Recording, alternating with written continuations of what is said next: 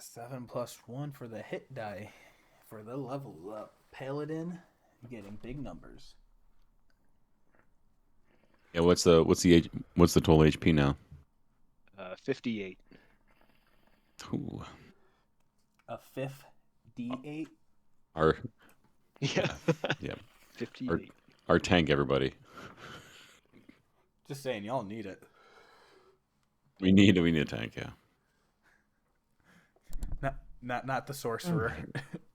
not No, the cleric. not the sorcerer. I don't know why the sorcerer thinks he's a tank. He likes being up front. Oh, I found the voice good. I was worried. Yeah, no, perfect. I'm sitting there at work like, oh crap, I gotta remember the voice. It's been a couple weeks. Man, fucking episode 9, Call of the Netherdeep. Sorry, had to get really pumped up for a second. We missing Facemess? Waiting on a little luck goblin, but no big rush. But definitely, yeah, willing to, catch up with the people, seeing how y'all been doing, and also how the fuck these characters been doing.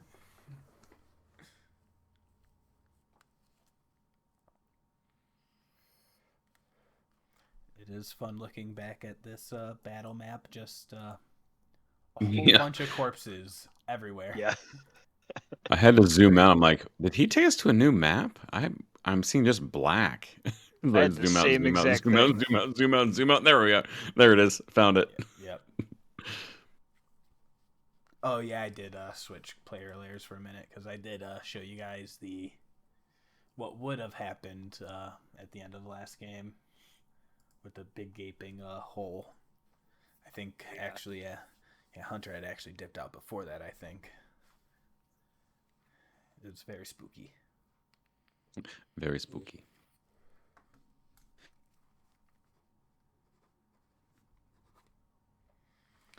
But yeah, guys. But yeah, no. Before I hopped on here, I took one of those naps where you wake up and you're like, oh, what day is it? Mm-hmm. It was just one of those. I did that today too. I was cleaning the house and I sat down. I'm like, okay, I got like 20 minutes for before my boy's gonna be home, my wife, and I like woke up like 15 minutes later. Like, where am I? What day is it? Yep. I'm like looking around. I'm like, okay, cool. Hey man, that's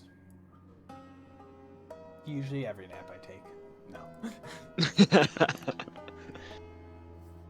I'm glad to see, Jack, that you traveled and made it back in one piece. Oh yeah. How was that trip? It was really The pictures looked nuts. It looked like fun. Salem was crazy, super packed, hordes of people. The travel anxiety leading into the night before, I wanted to throw up. Just like, oh god. Mm-hmm. But then once I was on the train, it was actually like, I really love train travel, I've realized. And never visiting any cities other than Boston, and then visiting it twice within the last year. I'm like, I love Boston and Boston area.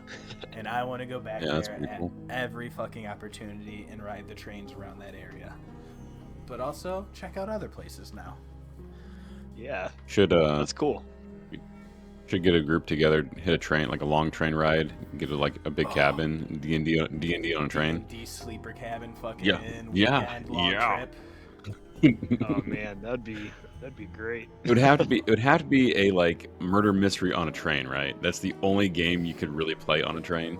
I did think of the obligatory one shot that happens on a train where like you have to do the combat on the top of the train, and like, all right, what would those lair action challenges and things be like? It's gonna be amazing. You have a time like every couple rounds. If someone's on top, you have to roll a d20 like in a chase scene for if something bad's going to happen, and that bad thing is obviously a tunnel, a bridge, like a bridge, a tunnel, Duck, low hanging trees. If you'll get that back of cart, if you're on the back cart, well. Yeah. Hey, anyway, didn't say survivable. What up, Saeryn? Hey, can you hear me? Yeah. All right, cool. That means I was fighting with my webcam, and that's my microphone.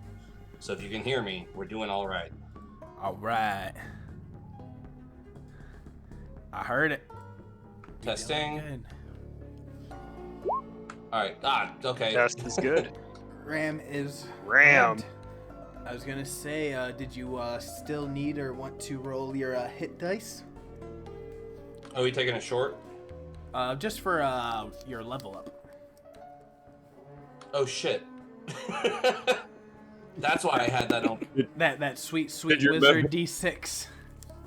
Do you remember we had a level up? I did level up because it says 5 now, but I know I didn't take a spell yet, so. Yeah, and also, any flavor you want to throw for that, any moments you want to dedicate to that. Also, being Critical Role fan, we know how that happens. Jack Oh was my so god, nice why to are let there me so many re-roll. third level spells? Yeah, you do re-roll Yeah. on ones on hit dice. Yeah, and then when you re-roll the second one, like I did, That, you take your 3. unfortunately. Yeah, that's, I'm gonna do it one more time. I want to roll one more time. I want to see if by any chance I can re-roll a third one. I want to see it. I've had my Nope, hit okay. point type set to manual. Oh, it is a manual. Not fixed. Okay, hold on. Yeah, no, sorry to throw it right at you as soon as you jump in. It's all good. I should have done it. Okay, Oh, so boy. So this is... I guess I rolled a d6. Yes, plus your con modifier. It's gone. Oh, man. Where's the hit die button? So if you do a short rest, that helps pull it up kind of easier. And then Nice you can and hit quick. the roll hit die. Hey. Ooh, nice. That wizard with a sweet, Nice. sweet 8. Nice. Ba-da-ba-ba.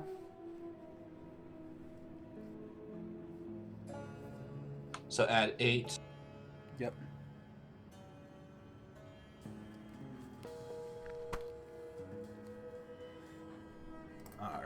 All right, something definitely went wrong there because I should not be able to have that many hit points. Well, I think at the beginning, didn't you allow us to? Oh. Wasn't the So first yeah, one the first max? Hold on, 3 I have to- levels we were maxed. First 3 levels were HP, maxed, yeah. And then the last 2 I probably have recorded somewhere what the hit die recorded for the level 4 level ups are. I can check that out real fast.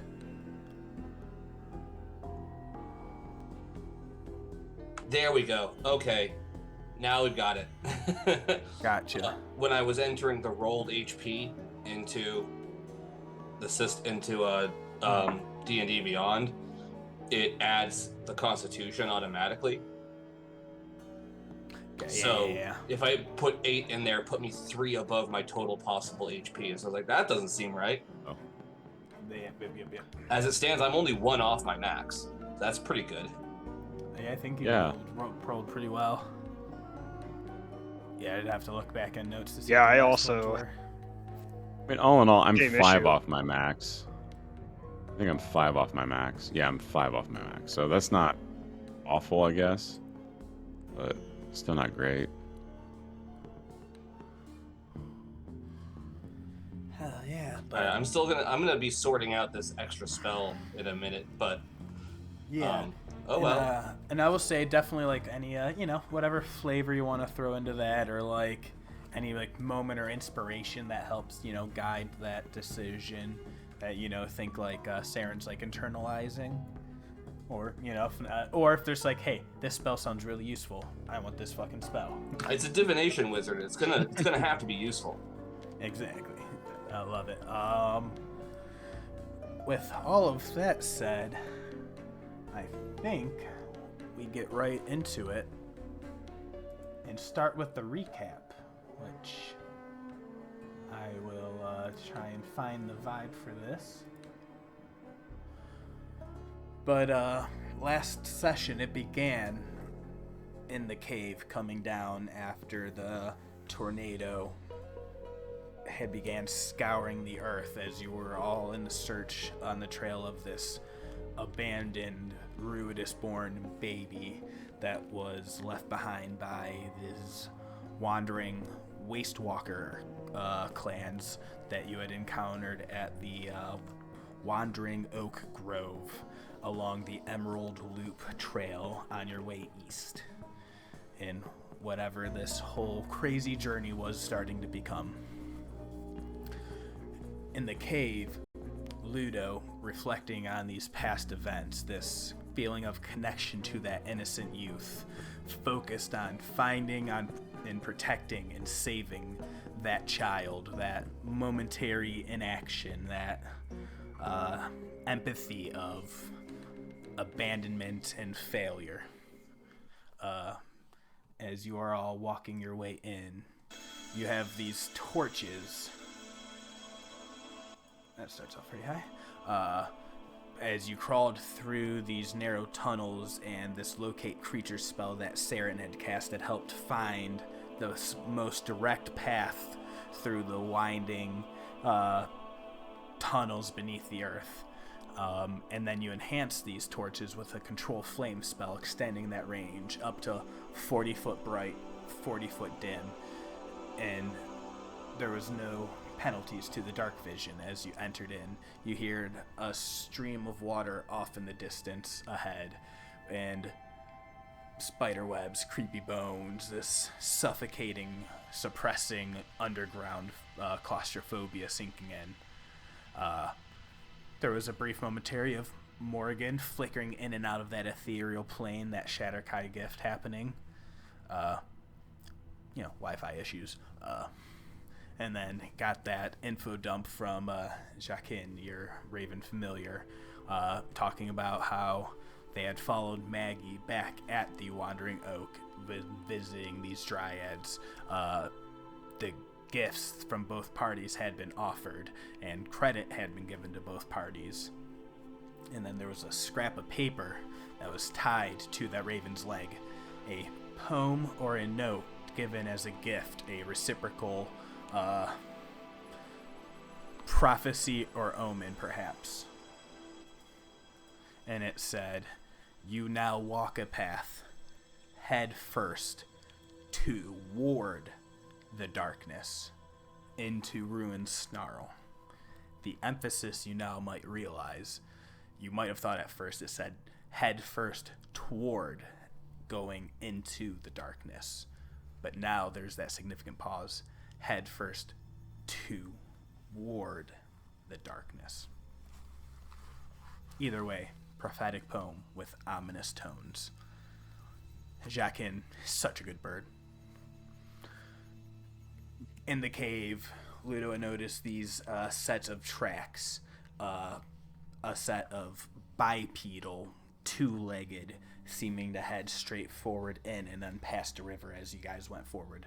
Then there was four-legged tracks that seemed to head up river against the stream, seemingly more difficult path to try and egress.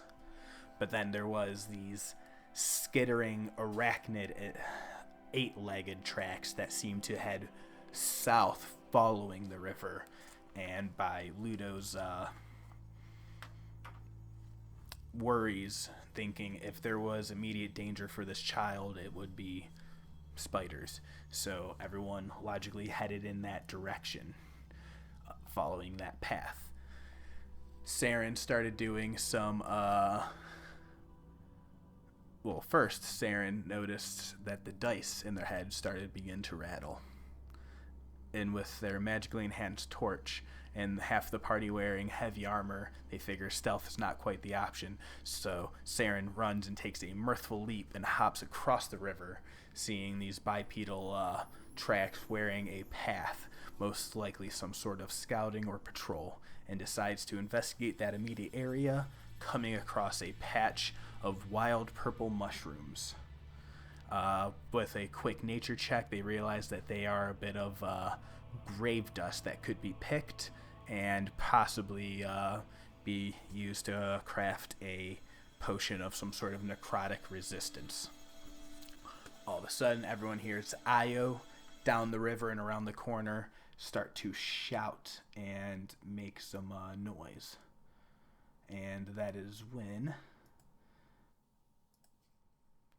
as they all come around, they hear the beginnings of a battle with a giant spider. And in this ensuing battle, 2 orcish guards come running out of the darkness, shout something in a language no one else but Io can understand, and then one of them runs further back into the cave, presumably to go warn of the intruders.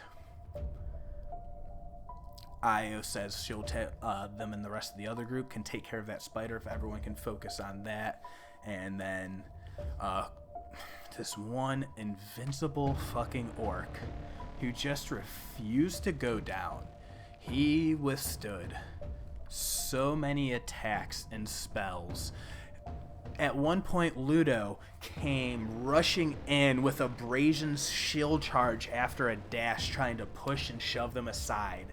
And in an amazing feat of strength, they grabbed after standing their ground and held Ludo within a bear hug.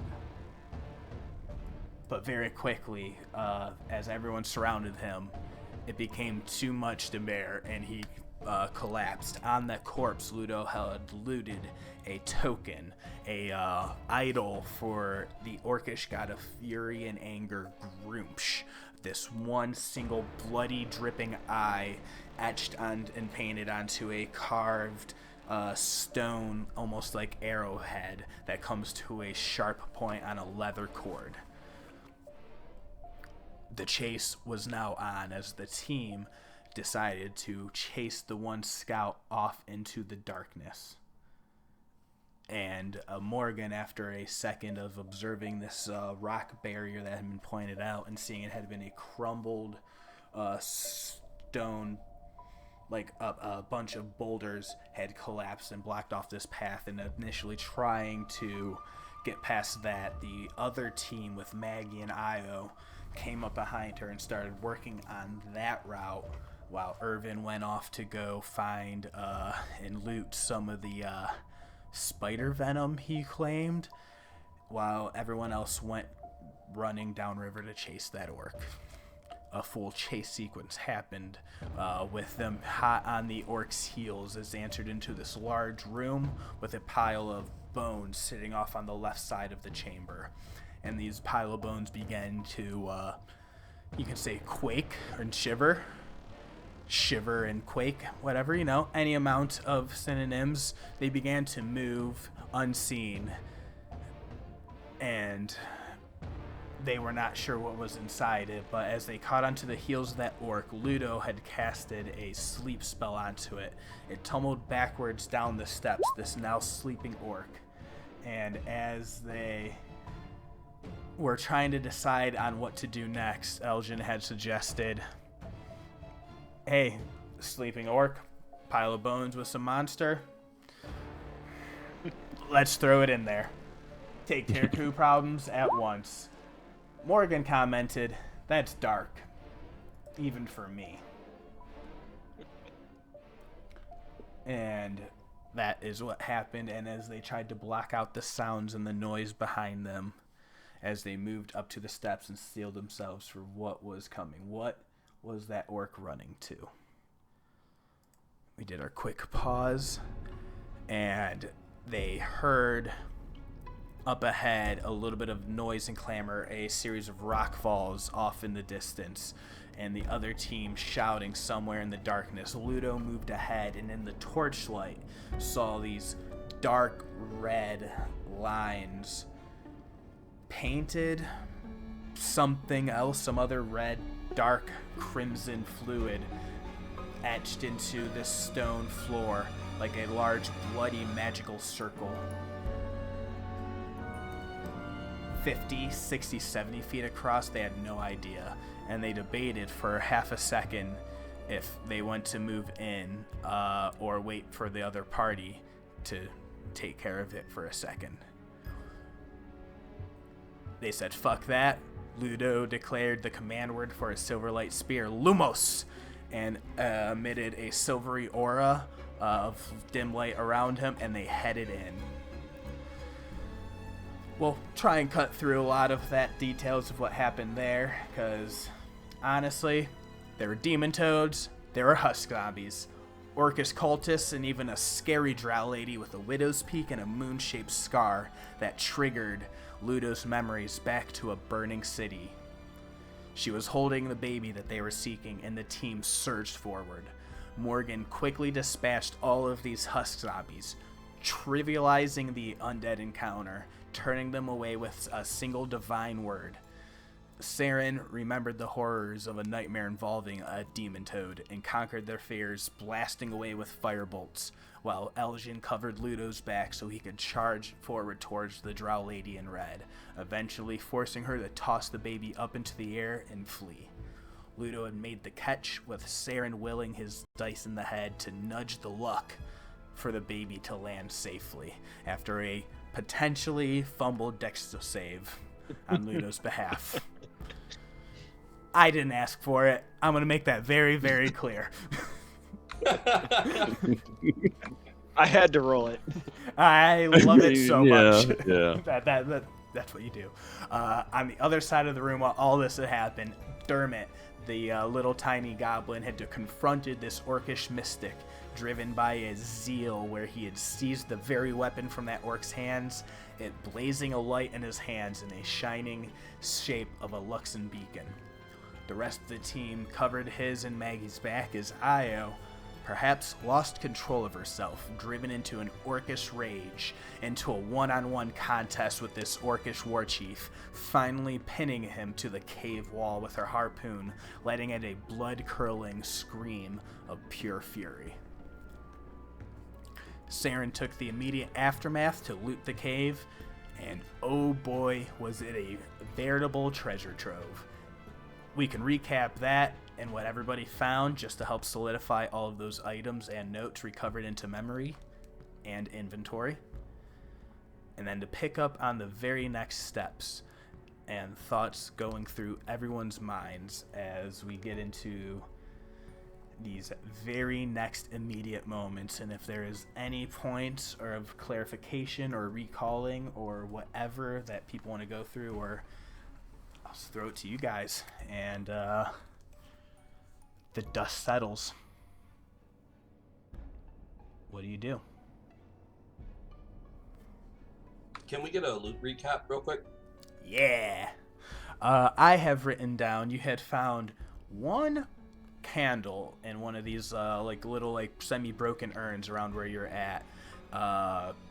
Seemed to be unmarred by the filth of the cave like everything else. A bunch of ancient scrolls and texts depicting battles of long ago and the calamity and fallen heroes and people forgotten to history. Handwritten notes mocking the gods for not being even strong enough to revive these said lost champions. You were led to believe that this might have been in, that one prominent drow lady's hand, perhaps. Another set of old texts, these scraps of paper that were missing whole sections of paragraphs that were either ripped or crossed out, but with one unbroken line of text that was highlighted saying something, an ancient city where elves and orcs coexisted in paradise. And then the rest is like a bunch of crude orcish words and drawings.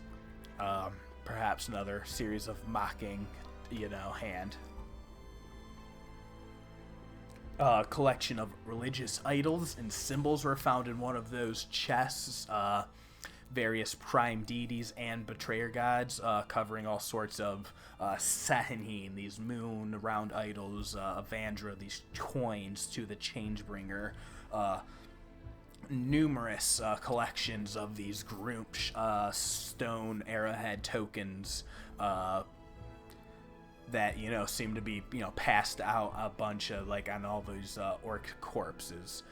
There are a handful of written in one of the texts, and then there is a small gold symbol with a ruby inlay in it, and it is of a spider that you determine is of Loth, the spider, dark drow god. And then In one you find that is very like you're not too sure at first, but it's a almost like a blank clay tablet, and then crudely, like almost with like not a proper writing tool, but just like some sharp implement, and it's like a spiral that like winds out from the center, but there's nothing else with that.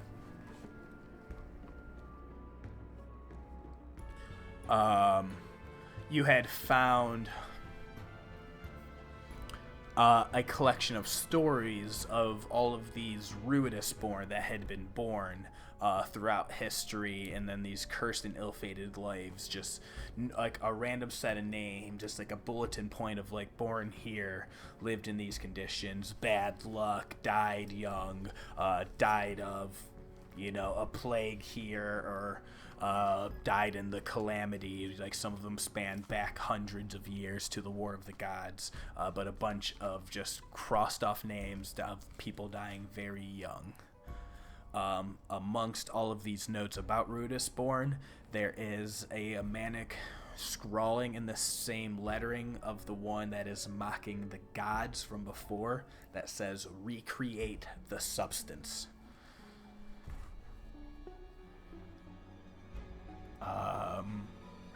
There was also a poem. I will not read it out loud again, but it is there in your journal. Begins, "O Ruidusborn, grant humble chorus leave," and it seems to talk about some cursed Ruidusborn champion or person from before, back in the old days. I can read it again for you if you guys want. Let me know. I just figured I'll just keep pushing on for the second. Then we get to the actual treasure chests of this golden one that Saeryn was able to easily pop open with Galciriad's help after a few moments.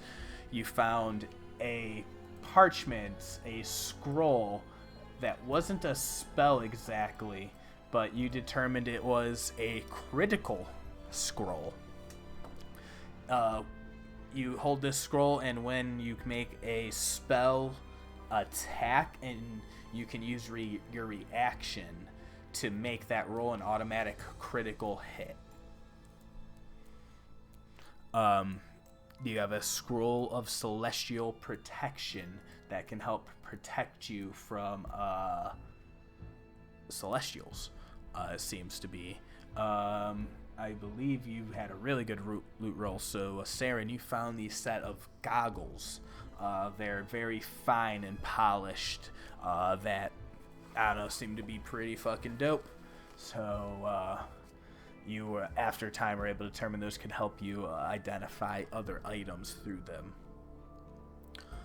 Io Jabe had claimed this hard-boiled fur leather coat that one of the from the war chief that she had killed. Morgen had noticed a shield on one of the orcish corpses of that mystic that Dermot had killed, and it just was like a regular shield that just had like almost like an image of a face and like a screaming face of horror and agony. And then a cool little cloak was found by Aljin. It seemed to just like blow and tuft in the wind and seemed really cool and epic. After time, you guys were able to determine Cloak of Billowing and Shield of Expression each. And Saeryn, you had also found a really cool set of dice. Like, they almost seemed to be like, you couldn't tell if they were like bone or ivory teeth, some like pearly white, clean, unmarred substance.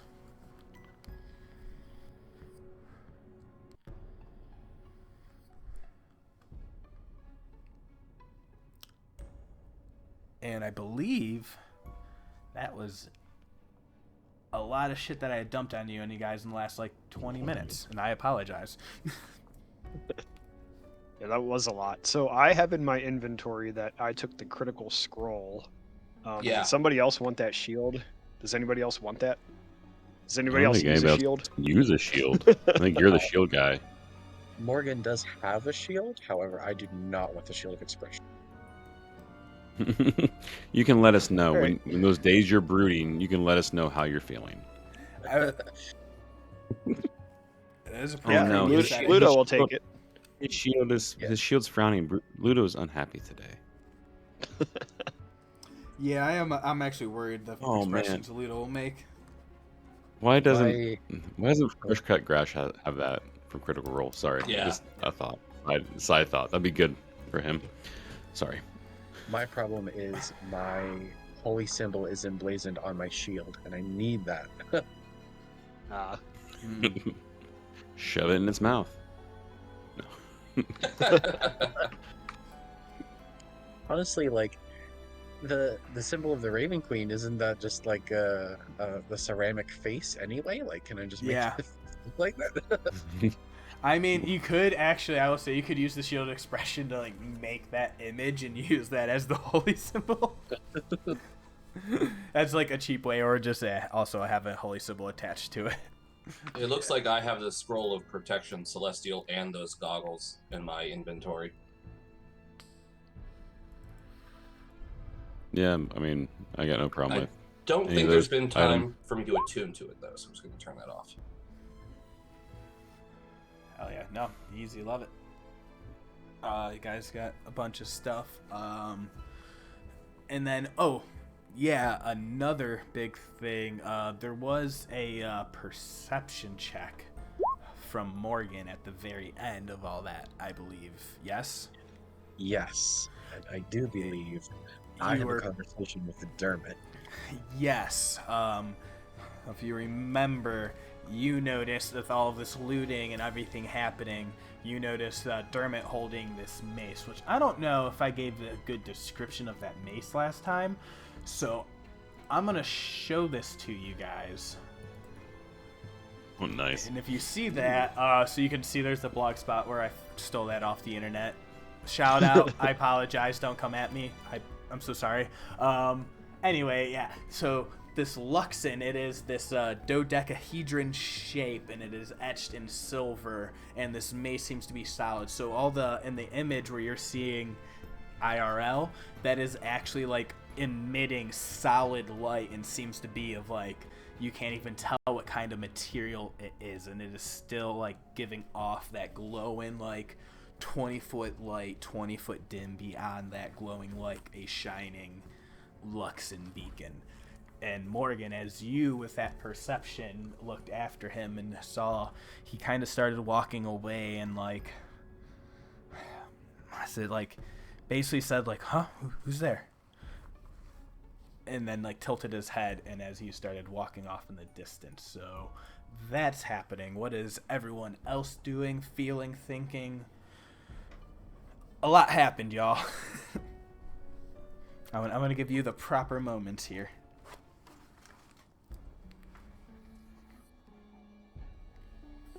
Yeah, I think Ludo was just happy that we rescued this baby, and he actually didn't drop the baby, even though he probably should have. Yeah, and just kind of sharing that moment with Maggie, seeing how Maggie is all about the baby. Oh yeah, she came over all, oh, go, cute baby, and just like very like showing a very surprising gentleness for her, her size and what you've seen her capable of.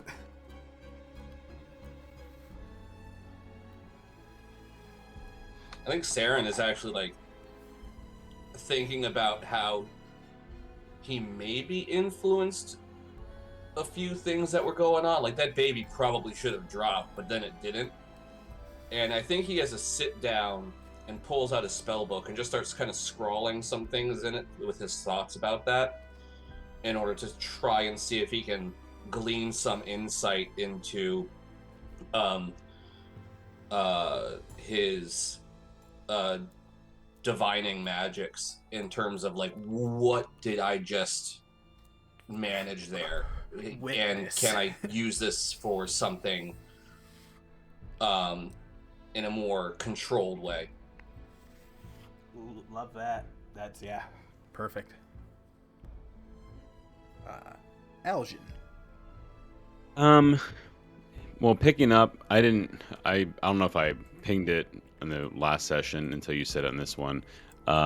He would go over to the holy symbols and he would be pulling the ones, I think, from Saeryn, and just sort of looking at them and maybe pocketing them.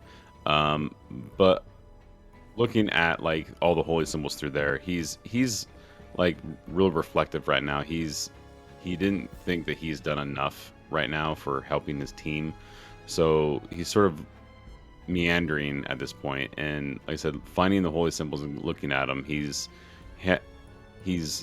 trying to think of how he can help more than anything else. But on the holy symbols, are there any that he's seen the one that the amulet that I'm sorry, it's been a couple weeks. I gotta pronounce names again now. I know. Ao has been it's like, oh crap, names. The Ao Jabe is carrying. Is there anything that's looking like in these symbols that looks similar to, or at least the outside of it looks similar to what she has on, like the one that she's been carrying around with her? I think it's a Jewel of Three Prayers. Is that the one? Yeah. So specifically, the thing that they had found at that grotto had been carrying. Yeah. Yep. So either like you not can make necessarily like like a the same perception check, or are you trying to like as like a cross reference of like religious like idols? sort of religious idols. Okay, yeah, Hold on, let me look. Like, look here. Investigation or religion, probably. Well, both are sort of crap. So, but I said it because he's sort of looking to see if there's anything similar to it. Investigation. Where's religion? That'd be an intelligence Let's one for some reason. yeah. I'm not intelligent. I mean, it makes sense because it's about I've got knowledge. a 16. Okay, yeah, 16 a 16. investigation. Yeah. I mean, similar look. Yeah. I'm looking for size and at least the like build. Yeah. So you're looking at all these different religious idols, relics, and icons. Just all these different things, and so because you've actually looked into Setting the Moonweaver before, and I actually had not put this into your guys' public before, so this is now shown to players. You are used to seeing like these like blue gentle pearls, that from the area that you're used to. Sending the god of moonlight, autumn season, as well as patron of illusions, misdirection. Widely worshipped in halfling and elven cultures, deity of love, protecting tryst of lovers with shadows of her own making. She's all over, so the tenant, seize your own destiny by pursuing your passions. Let the shadows protect you from the burning light of fanatical good and the absolute darkness of evil. Walk unbridled and untethered, forging new memories and experiences. Tenets that I think Aljin has been very much trying to embody. You're looking at these with that jewel that Io has been wearing. You have felt a strong connection to Saeryn, the Moonweaver there specifically, like almost like a mist calling, like the moon was blocked by a cloud passing at that one time of night, That's kind of like that reminiscent feeling may have gotten every time you've looked at it around her neck. These other tokens, so you see these Saeryn tokens, you have that affinity, you grab those. These other ones, Loth, that you've learned about, this weird spiral one, some of these other gods and prime deities. There's not too much else in connection there, at least as far as like iconography, aesthetic, build, or nature. That the jewel that is around Io's neck is very wholly different in that regard, and like has a strength and significance to it that you've been uncertain of. Yeah. Okay, so yeah, like I say, I grab all the Saeryn because I'm not gonna let them. I mean, being a follower of Saeryn, I'm not gonna let them stay down here. That seems very bad in my mind. So I'm just scooping them up, like making notes of them and like keeping them at this point. Then at that point, I think Al he realizes how tired he is because it's been a day, and he's going to like probably whoever he's closest to. Probably, I think most of the stuff was probably found this way. I'm guessing by Saeryn, so he'd be over there by Saeryn and be like, "Hey, so Saeryn, it's been a long day. Remember we tried to camp and then we decided to take this adventure out here, and not seeing the moon, it's sort of hard to tell how long it's been. Do we want to stay down here, or are we want to try to get back to the camp? Like it's a little bit of a hike, right?" It is a little bit of a hike, but I mean, yeah, we might as well stay down here. It'd probably be easier to get everyone together, start a fire, especially considering I think wasn't there a tornado up there? Yeah, I mean, maybe that when the sun goes down and the temperatures and I don't know. Hopefully that's gone. But remember there was down the cavern there was some very unhappy. Well, they might be happy now, Bones. I got a feeling that with all of us together, we can take out a few, skeletons or whatever is down there. That's true. Now that I think about it, we probably don't want to actually start moving overnight overland with a baby. Yeah, that's a good point. That's true. That's a good point. Yeah, besides, I'm not actually sure how long we've been down here. Time is like a weird soup, so we're gonna just probably take this a step at a time. I would say, yeah, let's light a fire. Maybe not in the room with all the blood. Okay, is that a saying from where you're from? I've never heard that. Time is a weird soup. I guess you never heard that before? True. No. I mean, now that I think where are you about from? I'm not actually sure. Now that I think about it, I'm not actually sure where I heard it before. Oh well, just something weird. that's in my brain. Huh, odd. God. From the Feywild, actually. Yeah. Well, I was trying to get him thing. to. I was seeing if I could get him to like. Has he admitted he's from the Feywild to us? You barely got my actual name. No. Yeah, we barely get. I'm prodding a little bit at that point. Everyone else calls me Arlo, so. Yeah, that's true. I gotta remember that and not call you Arlo in the middle of mixed company because that was right in front of someone else. Oh, Galsariad is like. That was on me. That's on me though. Really, because Galsariad is also like trying to be avoidant because some people just catch feelings real fast, Oh, okay. Yeah. So, I guess this is probably the best hold point. There's only one way in really, and one way out. So, I think we should probably try to hold here. Right? Who's the tactical one? Who's the tactical one here? I mean, it's just the wall behind us, 2 entrances. This is pretty good. Ludo! Especially because there's like 9 of us. Wait, no, there's more than that. So you call out for Ludo in that moment, who is still sitting over there with. No, I know there are 9 of us. And you definitely notice this baby's still dead. Like, not dead. It's asleep. Oh, God. It's dead asleep. It's dead asleep. I was like, in my brain, I'm like, I need to clarify, but then the pause happened at the wrong moment. As I'm like, wait, no, you need to be very careful with your words. But that was no. It is very heavily asleep. Because your wife is gone to another hospital. Yeah. Best bedside manner as a doctor. Yeah, Zorhashian doctors are infamous. Anyway. Terrible. So you're noticing that you're still Kuchiku, and you hear with that noise off, you hear them calling over to you. But before we get to that moment, Morgen, as you had went off to go talk with Dermot, as all of that conversation was happening. Oh, Dermot. You go walking up and say that in the creepiest way.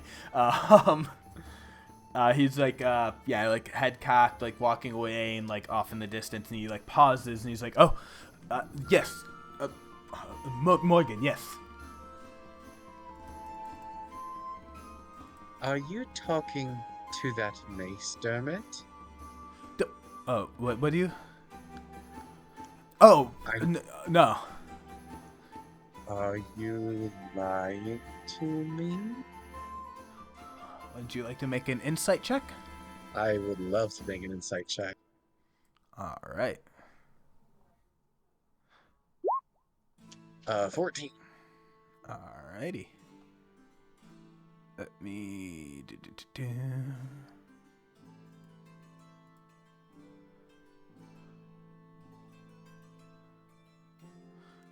actually, 1 second. I should probably get real life dice. So I don't have to click through 15 different Google documents to find, a thing. Alrighty.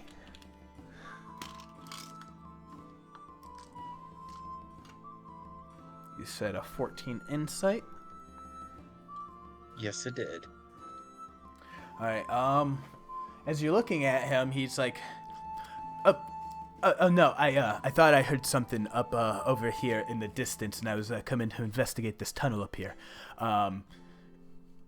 And when you're looking at him, like, you're not able to read anything on his face, any sort of, like, deceit or gives or tells or anything like that. Like, he seems to be being, pretty honest there. Well then, Dermot, what exactly did you hear? Oh, so I saw everyone looting up over around here, and I thought I heard, noise coming from off in this distance. It seems to be a little bit of a cavern extends off in here, and if he steps forward and points, and he's like, "Oh yes, there's like a tunnel going off to the right and left. I don't know what might be off creeping in the darkness." Well, as you hold that mace, do you feel anything weird about it? It's... And then he looks at the mace, and he like looks at you, like kind of like confused. He's like, I felt it calling to me. As soon as we left the Wandering Oak, it's... You all mentioned the spiderweb fissures and the dreams I've been having. It's... There's... The Luxon is guiding our path on this journey. The amulet that we found in that grotto, these visions everyone's having. This bloody ritual, and he points to the circle in blood on the stone cavern floor. He's like, it all means something, and it's... I think this was part of my destiny.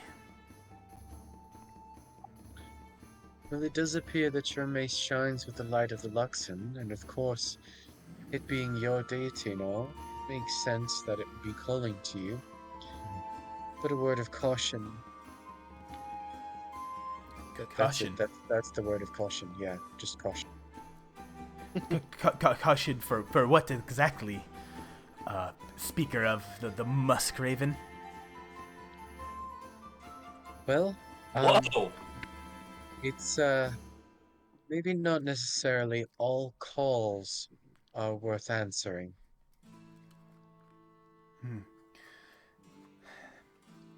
Well, that's a certain stance to take for a believer in... Yeah, I'm sorry. I forget myself. It's been a long day. It's all right, Dermot. I'm just gonna go over here now. From your insight check that whole time, everything he had been saying was genuine. Like, it was all very from the heart and whole front. But there was that last moment, that last sentence. You even on that 14 insight, there was probably something else he was gonna say at the moment before he caught himself. Yeah, I am kind of given the chance, just gonna bolt over to Galceriad at some point. And you see him, and he kind of like keeps going off, like looking like he's like shining ahead into the corridor, like with that light as like like a torch, and just like looking around, like and just investigating, in that area as you leave him. I would just kind of give him like a quick in passing, like, you might want to keep an eye on Dermot. He's being a little weird lately. I think it has to do with that mace he's carrying around. Maybe you should look at it. Okay, yeah, so you come walking back up to Galceriad, sitting there with Saeryn and Finn, and you just like walk up to them and say that?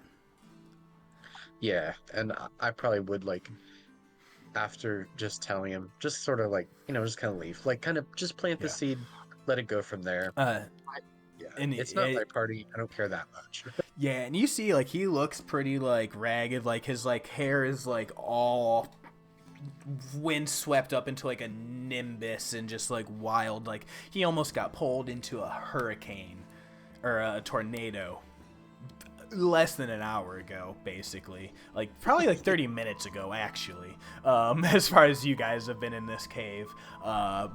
His like cloak is like all tattered and ragged. There's just like his face is just like smudged with dirt, and he's like, like helping like Saeryn and Finn like investigate, look around, finding all of these things. And you come up and say that, and he says, Morgen, what do you mean? Well, I could have sworn that I heard him say, "Who said that?" as his head was cocked. And when I questioned him about it,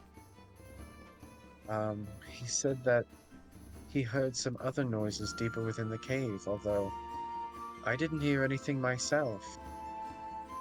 But he seemed earnest about it, so I'm not quite sure. And he'll see it's like kind of cocks his head over and looks at you and is just like, fuck. It's gonna take me a second to find his voice. Well, I have no reason to, doubt Dermot's word. I will keep my eye out, but Goblin ears hear much more than, we ever think they do. Absolutely. All I ask is you keep an eye on your friend. I worry for him sometimes. He's a good goblin. Oh, yes, and I should say, perhaps it is you we should all be worried about. And he, like, sweeps his hand at this whole cavern and bloody circle, and he's like, I do not know what we all stumbled into here today, but I think it is lucky that we came along as well. No? It's definitely more the chance. It is possibly luck that's brought us all here, but yes, perhaps I am the one to be keeping an eye on. And I would use a little druid craft to leave a little black rose for him. Black rose, yeah. I think easy enough with a little druid craft. You have all sorts of pouches and seeds and petals and stuff like that. Make that druid craft, and at that point, go ahead and make a give me a survival check real fast. with that 23, as you see Ludo come walking over, because you're sitting here with Saeryn, who has that torch still shining here, and then Ludo's silvery light like kind of helps like walking in as you come walking over from where Maggie's at, as you have the baby. You catch Morgen off in the corner here, just a little bit of fungus, just growing up in a little bundle. And with that 23, you notice that this might actually be that that Phythum that you had been discussing with Auntie Jaller. It meets that same characteristics and properties as you catch a glimpse of it, and as you're like just in that torchlight, and like you do that druid craft, and like you just feel that pulse of life energy pulse out from you, and you just feel that as like a slight callback as like that echo. Yeah. If you want to have other people talk about things, that's fine. I would take some time to try and collect some Phythum, though. Awesome. Yeah, we'll get back to that in a moment. But Ludo, you had been sitting over there with Maggie at that time, holding the baby, correct? Mm-hmm. Yeah. Yep. So Ludo wanders over and he hears the end of that conversation, and just kind of butts in a little bit, and says, how would he say this? He would say, it was the will of Avandra that our luck be that we found each other in this cave and were able to assist each other with such a battle. It was no coincidence. Mm-hmm. Yeah, because it was so basically before you even walked over, Irvin, you see, kind of went over and started like walking in, like kind of consoling Io in that moment, talking, and then Maggie was just sitting there like walking around after she saw the baby was still just like hard fast asleep, and you two had just like shared like that silent moment of warriors that do after a battle. Just that silent moment of honor after the storm. You walk over and have that catching moment, yeah.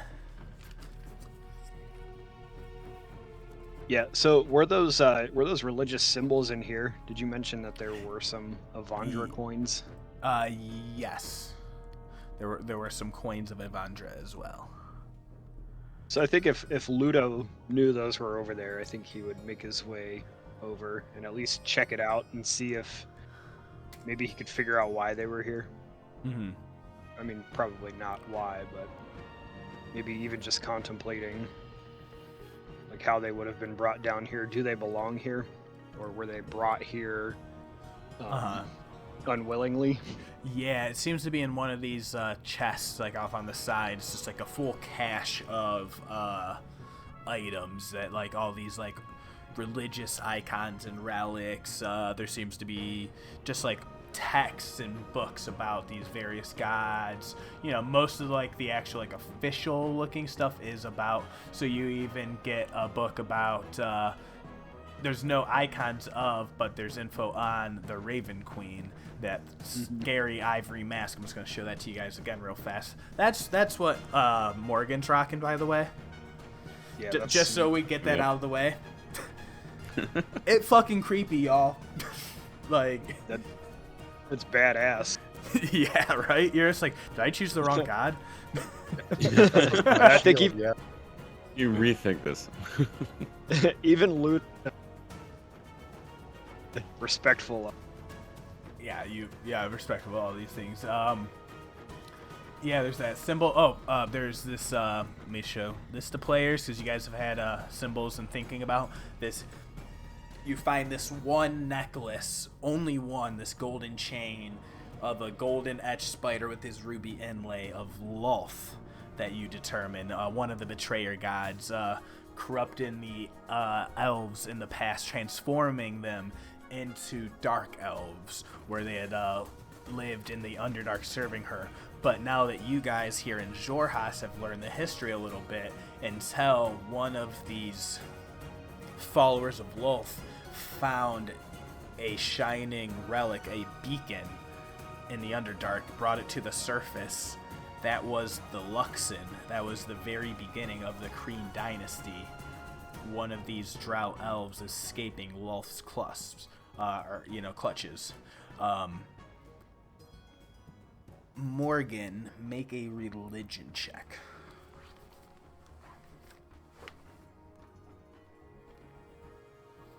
Please. 20, perfect. You remember with that tome, that verdant tome that you have,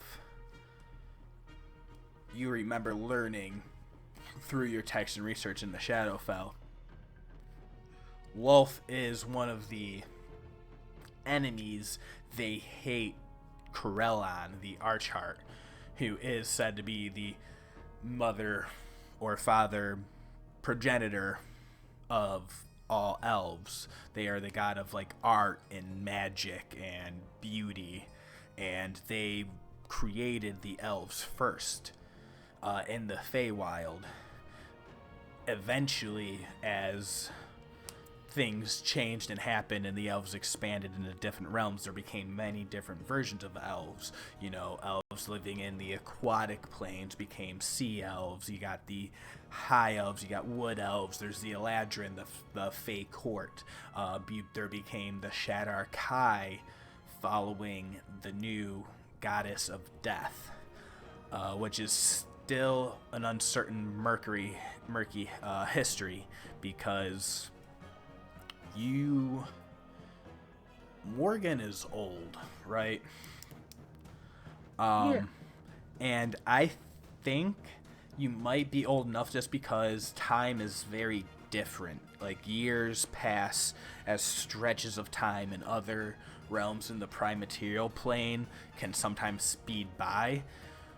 But I think you remember a time where there was a different god of death.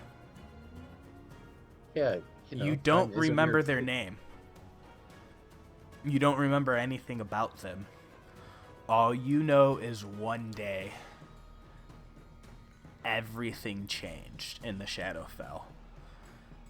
And the Raven Queen is the goddess of death.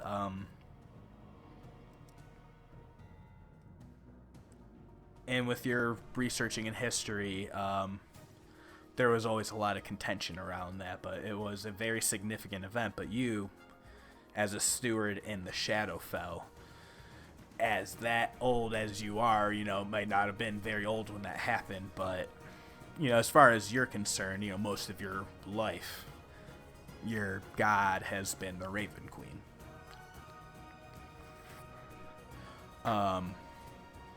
And as you're looking at all of these different symbols, sorry, which one were you looking at again? Very specifically. Sorry, because I started vamping. I was looking. I was in particular just checking out these chests here, just to see what was in them, with the intention of rescuing or trying to figure out anything that came from Avandra, but also trying to look for some space to maybe create some sort of resting spot for this sleeping baby. Yeah, gotcha. So, no, perfect. Ludo would know. Ludo would know better than to whichever chest is less full and doesn't have religious objects, he's gonna kick over to dump out.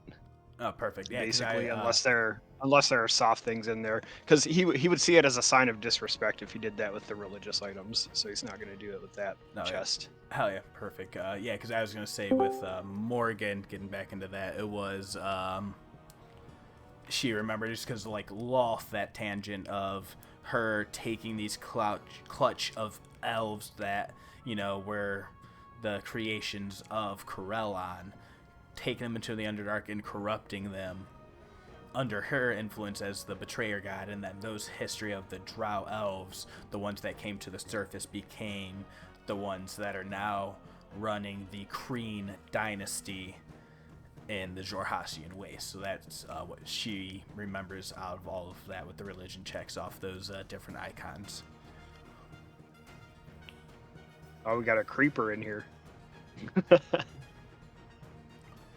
Everyone make a wisdom saving throw. To be serious. Yeah.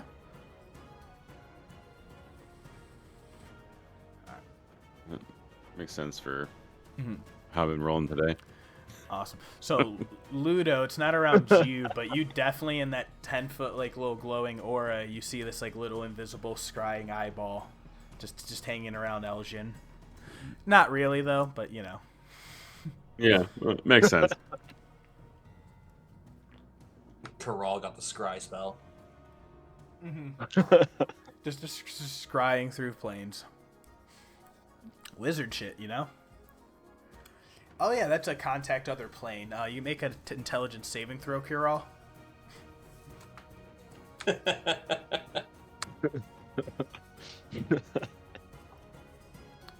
Crossing streams here. Anyway. Yeah, so Ludo, you go do all that. So anyway, the baby in your arms still fast asleep in your arms. But yeah, you're able to definitely find a little bedding crib, sorts of bundles of cloth and wrappings, and like, you know, any sorts of materials. Cool. Yeah, so gently lay the baby down and, you know, swaddle it up and, you know, do the thing that makes babies comfortable. I don't know. Little baby Bjorn. Sure, whatever baby's like. Let's do that. Yeah, it's a baby Rudis Bjorn. No? Okay. I'm gonna see myself out. Bye, y'all. Yeah. Thanks for playing. No.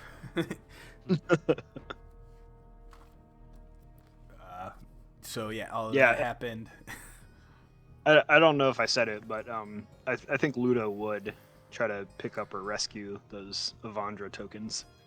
Yeah, add those into inventory, add custom item, Avandra, coin tokens, and I would say you guys have definitely, if you want to gather all of those different symbols, you know, easy enough. You have all these different sorts of notes, you got that poem, you got all these fun items, you know, we kind of loosely said some of them are identified, you know. At this point, Galceria, he sees you guys, he's like, well, I think you all might have the spoils in here already, so I will get back with the rest of my team, and I will maybe see how Dermot's doing, and he'll give you a look, Morgen. I'll just kind of give him a nod, you know. Like, I'm glad my message kind of got through. And then he starts to walk away. Saeryn, do you do anything as he goes to walk away? Nah, I'm not gonna do anything about that. Alright, yeah. And he kind of goes and slightly brushes past you and just, like, head forward, you know, looking up the tunnel towards where he sees the shining light of Dermot.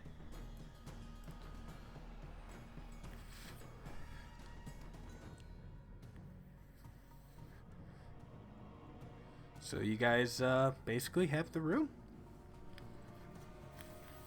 Just real quick, is there a certain number of those coins? I was gonna roll like a d20. I think that's too many. Roll a d8. Right. Yeah, you I'll got do the 3 same, 'cause I'll- Avandra coins. Sahneen, roll d6. 5. Okay. Yeah, I moon's was big here. Yeah, I was. Moon's a big thing.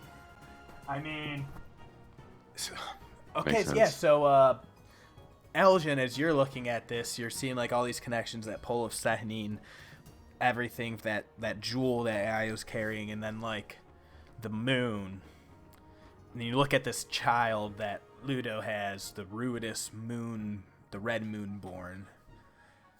It's just like there's, what's happening?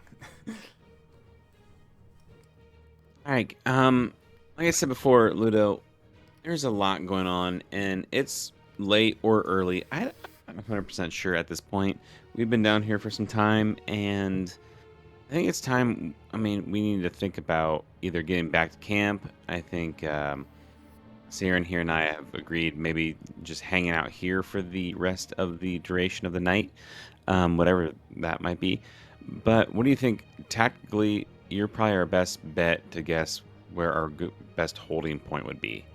I'm too tired to put anything together, I think, at this point, and I think we need to figure out what our next steps are by sleeping. I think the baby has chosen for us, and he looks at the sleeping baby, like in the chest. Okay, that's a good idea. So, do we call the other group over, or just let them sort of do their thing over there? Pointing They're down capable. the Yeah. the stairway there. They're sort of hanging out. They've all kind of grouped up at this point, it looks like. All right. All right. So I think we take More than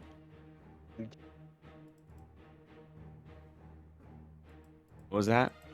That was weird. Sorry. No, you're good. They're more than capable. I just say that we let them.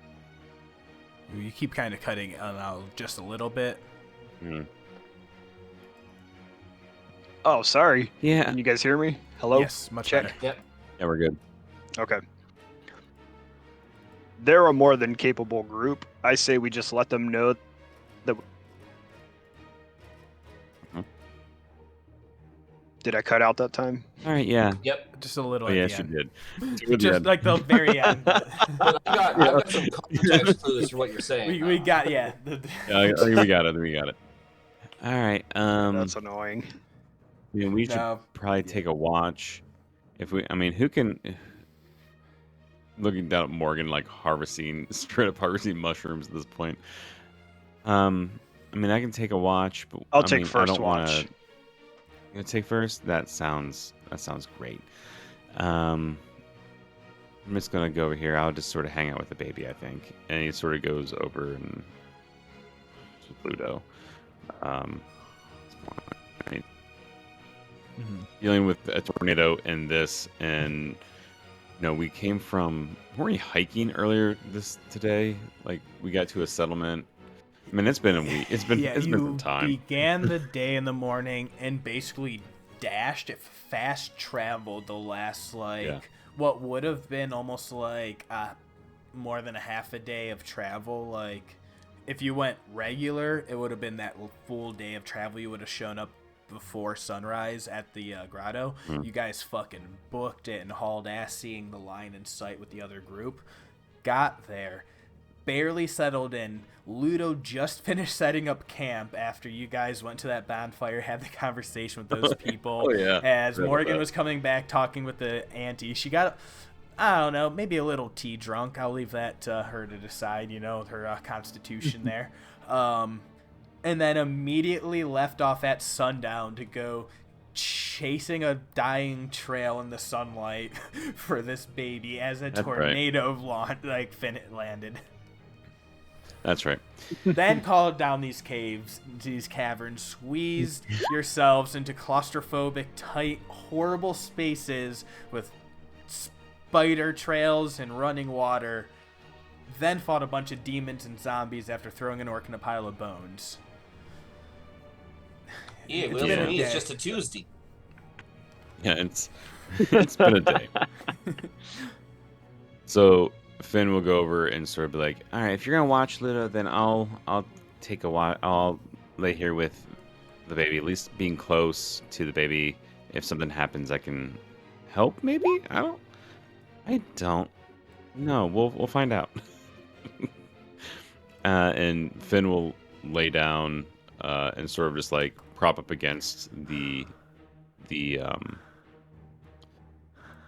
wherever the chest that Ludo put the baby in, facing, weirdly enough, if Morgan's still harvesting mushrooms, sort of facing that way, like away from the fire, but like, which would be like toward where the mushrooms are growing.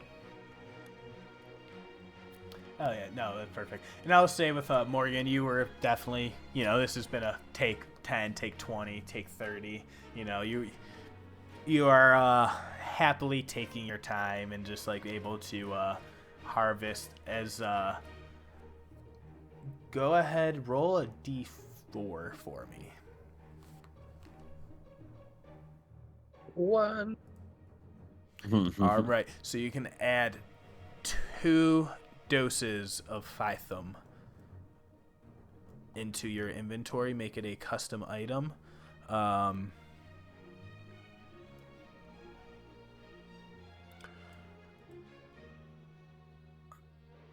Actually, go ahead and just give me a actual survival check on that.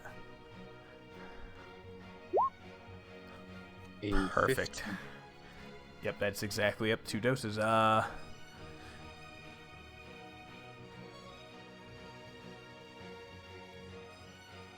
add 2 Phythum doses into your inventory, and you remember Auntie Joller talking to you about this. This is item it can cause sleep. Can be used to make a pain relieving, milk of, like poppy-esque style relief. It can also be, with a proper medicine check and the right tools, be condensed and distilled down with that survival check and what you remember. It can be made into an actual poison that, when ingested, require, the creature can fall asleep for up to 24 hours. Depending on the strength and how well prepared, or if it's prepared badly and someone unsuspectingly takes what they think is a regular safe dose, there's a chance people don't wake up from that. Whoa. Also, just with that survival and the checks you've already had rolling and what you've learned about it, you think of that baby that is still very much asleep through a whole bunch of chaos. Oh no, she says as she's just picking mushrooms. You have that realization. But it technically counts as a poison when it works in this regard.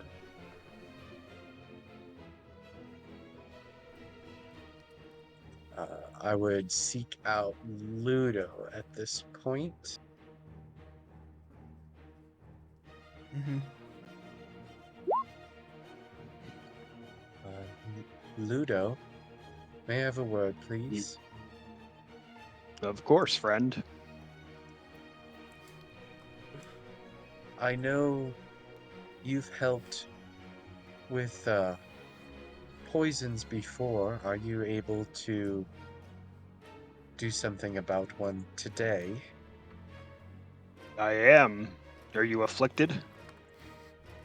It is not me that I believe is afflicted. I believe the baby is afflicted with a poison that is made from these mushrooms. The baby, are you sure?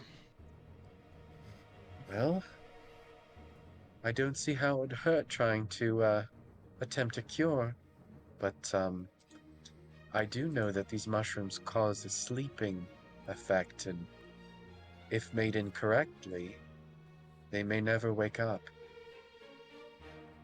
And that baby has been sleeping through quite a bit of a ruckus. He starts running towards the baby. Yeah, and baby's still perfectly fine in the little bundle you created for it. Alive, but still asleep. Yeah, he's gonna leave it in the chest, but reach down and put his hands on it and use some what are they called? Lay on hands Yes. to cure disease or neutralize poison. So that's Yes. 5 points out of that. Yeah, you expend those 5 points, and because you're never sure, you just feel that energy, that divine wash of energy pour out from you, and that vroom, it's almost like that like light blue flash, like almost maybe more like a tealish, but and it pours through in the baby, and it seems to be no change. But then, like, the breathing of the child seems to become a little bit more deeper and fuller, that you now realize as a direct comparison to what it was before, immediately preceding what you did. And its eyes kind of flutter and open awake. And it lets out an ear fucking piercing, it's a child. It's a baby screaming, crying. No. It is, yeah, So if you guys are able to, I'm not going to make a roll. You realize, hey, there's a bunch of childly duties that now need to be tended to. We can, all write that off, fade to black of what that all exactly entails. But you now have a awake, crying child to deal with in this stone cavern as the noise begins bouncing off all of the stone walls and receding out into the darkness, washing away into that just like faint rushing sound of water off in the distance that, just coming from everywhere all at once almost. We have not had a long rest yet. So did we have our level up yet? Technically, yes. So you would have had like gain the hit die and blah blah blah, and all right. Yeah. I'm just asking, just to. Yeah, it will say for purposes. It will be level ups without long rest can be tricky. So most of the time we'll wait for stuff gained from them to be gained after long rest, unless explicitly stated otherwise. But yeah. Gotcha. Okay. Well, Ludo is going to use his last first level spell slot to cast sleep on this baby.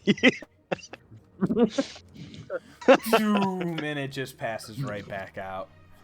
But now with a more natural magical sleeping property onto it. There's thankfully no, over-rolling on sleep. I'm a natural at this. Yeah, Ludo has been putting many things to sleep lately. He kind of side eyes Finn, like making sure there are no piles of bones around. Finn is asleep. He like you saw one eye open up when the baby screamed, and then you cast sleep, and he's not saying a word. He's just like still asleep. Yeah, see. Morgen and Saeryn with your spells and cantrips definitely easy, able to make a little like bonfire pile between like little stones in the middle of this cavern room, and you guys have you see all of that happen after you help cure the baby of the affliction.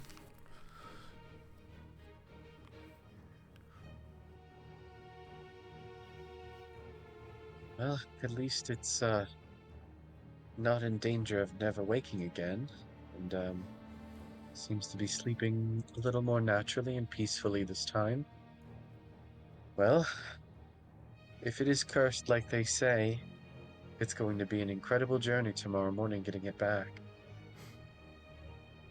That it is, but we will worry about it then. Morgen, I thank you for recognizing the potency of those fungi. And I thank you for being able to deal with it. I don't quite have that energy left in me tonight. Maybe tomorrow I could have done something, but who knows? It could have been too long. Very well could have. Why don't you get some rest, and I will proceed on this first watch. All right. Oh, go ahead. And I'll just kind of walk over and again slouch over my little staff and trance.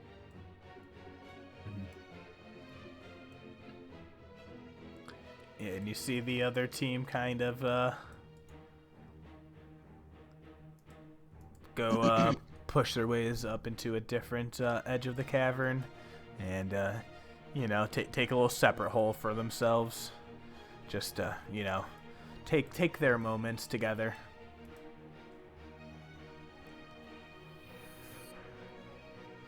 And you guys kind of set up around this little makeshift fire in this dark cavern full of a bunch of different horrors that you guys had to deal with tonight. And mushrooms are gone, so let me get those off the map for you.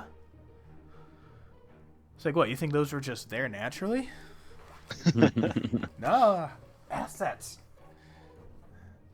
See these jars? Gone. Broke them apart. Gone. Broke them apart. Yeah. Didn't turn them over to empty them, just broke them, just smack them. Yeah! Legend of Zelda style. Found some rubies. Yeah.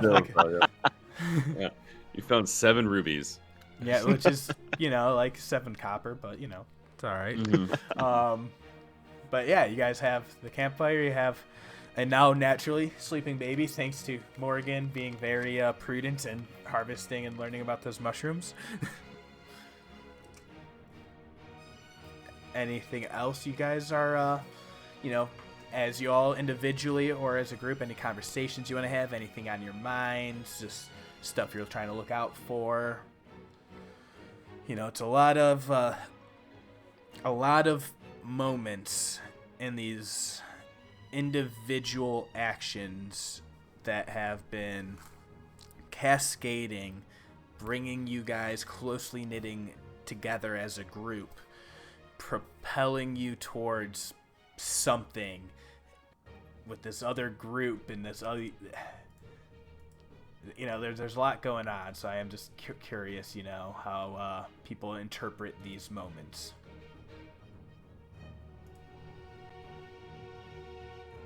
I think as Ludo is beginning to kind of like march towards these open pathways here and just kind of keep watch, as these guys are falling asleep over here. It looks like Aljin probably already passed out, but as Saeryn and Morgen are here, I think he would just kind of like comment that he is feeling like their bond is getting stronger, and he feels more connected to them, and just that he's thankful that he's with them. Right. Yes, anyone else awake with this watch for him? Fucking Saeryn. I was like, and I love you. Cool. I know. Yeah. I know. Yeah. I know, mate. Yeah, so is anyone with Ludo on this watch, or are you guys kind of taking the, night chill otherwise? I'll watch with Ludo. That way we can have 2 different watches. Awesome. So yeah, he kind of like has that quick expression for you. You exclaim, "Great." Sounds good. Glad the Changebringer is helping you out with it. Do you usually find it hard to get close to people? I do not. However, I have been guarded since I lost some people that I was close with back in the village that I was tasked to protect. Oh, many moons ago. Job gone wrong? Yes, that drow that we faced tonight was involved in the slaughtering of many innocent people that I failed to protect. Oh. So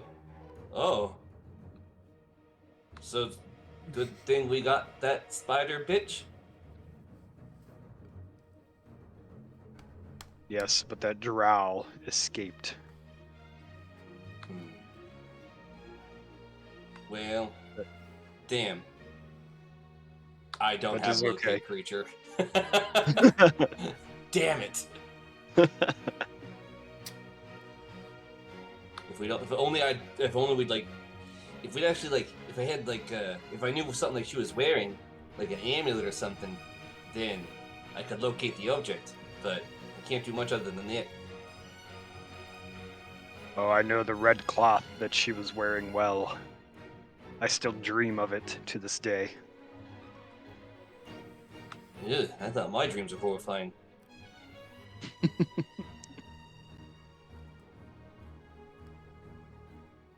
Well, I'm sorry about your job and how it went bad and all the innocents that, died.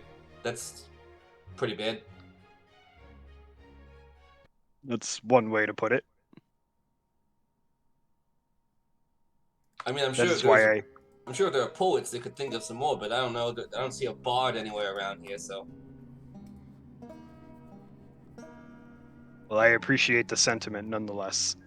That is why I seek redemption. Redemption? Not vengeance? Not vengeance, redemption. Alright. Just saying, I know a couple guys that are big like you that definitely go for more for the vengeance side than redemption. Violence is not the key to every reaction. Hey, you're telling me. My whole thing is I gotta just have good luck. Avandra would appreciate that. Oh yeah, I'd hope so. But, what can you do about the goddess of paths and whatnot?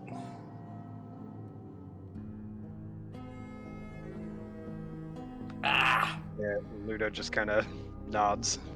I'm still like, Saeryn is still scrawling in his spell book. And I said, I think I figured something out. I think I figured a little bit of something out. Let me just give this a shot. And I hit clairvoyance. And I cast clairvoyance in the other room. And I set it to listen so I can hear what they're saying in the other room. Ooh. So go ahead, post the VTT text of what that spell is, the material requirements, and You know what? Actually, I do not have the material requirements to do it. I just remembered that. That's why I don't have it prepared. That explains all that. No, there's like 100 gold item that I need to do clairvoyance. That does not get consumed, but I definitely don't have it. But just so you know, we have. I mean, I literally have 147 gold pieces on Ludo. Ludo has 147 gold pieces and 1 piece of platinum. the issue is that it has to be a focus worth at least 100 gold pieces. Either a jeweled horn for hearing or a glass eye for seeing. I do not have a glass eye or a jeweled horn, despite having very, very nice horns. You're a horny feller. Just to post it. No. yeah, I was gonna say what. Just so where what that spell. Leave. Yeah. I mean, Danny DeVito in Hercules was a fucking hero idol of mine growing up. So like, I've been trying not to imagine that every time Saeryn talks. Twice. Aljin, you're gonna be a hero! I've been trying not to correlate those two very hard, consciously. No. Hey, not all satyrs are the same. Wear fancy clothes, okay? Yeah, but yeah, you got that clairvoyance. I have the spell now, like it's a spell that I can use. I just don't have the focus for it. Yeah, but you can create an invisible sensor within range in a location familiar to you, visitors seen before, or in an obvious location that is unfamiliar, such behind a door, around a corner, blah, blah, blah. The sensor remains in place, concentration up to 10 minutes, can't be attacked or otherwise detected, it is invisible. When you cast a spell, you choose seeing or hearing. You can choose the chosen sense as though you were in its space. As an action, you can switch between seeing and hearing. Creatures that have stuff from like see invisibility or true sight see that luminous intangible orb that is about the size of your fist. And the materials, like you said, are a focus worth at least 100 GP, either a jeweled horn for hearing or a glass eye for seeing, something along those lines, which is we can definitely yeah, we'll We'll be have able to work on that. Yeah. we'll sort that out next time we're in a town or something like that. Because Hey, no, there's a lot yeah. of spells that have there's I have a spell in here. Which one is it? Hey, wizards, I very much understand very unusual spell components that need to be worked out ahead of time sometimes. Or also just I'm like, hey, I need this, and I'm like, all right, let's go find that. Oh, I can actually. Ooh. I don't need to keep identify. Well, it's ritual, so I might keep it prepared. But I have a pearl that I use for identify, and I also just got these goggles that let me identify. So Yeah. I will go ahead and attune to those. Perfect. Yeah, you're able to spend that time attuned to these nice new hot goggles. They're like, actually, why don't you describe what the goggles look like? I'm pretty sure. I'm not sure what the heck these goggles were doing down here among all of the, dead things and drow, but I like to imagine these look out of place, which is why it was so easy to find them. Like maybe they ransacked something else on their way here and then just kind of stowed it. But the goggles are like, they're not like tinker goggles. They're like weird, super large, like thick lenses that kind of like plaster against your eye, kind of like swimming goggles do. Like They just kind of suck on, and it's like, okay. So when he puts these on, he looks deeply uncool. Yeah. And not in his a eyes steampunk uncool way. Uncool like old grandpa. Yeah, an old grandpa at a public pool, doing laps when everyone else is like hitting balls like a beach ball around. Like they're sitting at like an Applebee's with those like wallet lens light things, and they're like sitting there with the bifocals, and their like pupils are just like blown up, and like it's very well lit already. Like it's white overhead light, but they still need that extra. Yeah. Hey, we love old people here on this, on this channel. So. We love all people. But yes, no, those are exactly what those goggles look like, and what Saeryn looks like while he is wearing them. I'm gonna be attuned to them, but I'm not gonna wear them all the time. You put them out as need. Yeah. Because the thing is, like, I'm imagining, like, walking around with them would actually disrupt my ability to do that. Because, like, again, it's like a thick, like, bottom of a Coke bottle type lens meant specifically for, like, reading small print or, like, tiny runes.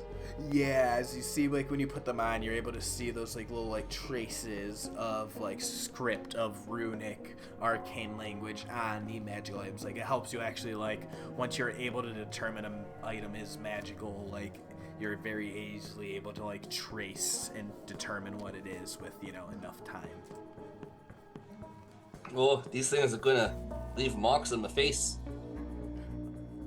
Yeah, you guys already see that, like, goggle, like, suction, like, print, like, outline around Saren's eyes, like, that, like, crease and, like, that, like, not even, like, quite, like, it's, like, not full fur around his face, but, yeah, it's definitely, you could tell. Yeah, Saeryn turns to Ludo, and, like, Ludo, like, looking at Saeryn, it's just his eyeballs look huge and bulbous in these things, like, just huge, and he turns to you, and he looks and he says, well, at least you don't have to worry about the damn sand getting into my eyes anymore.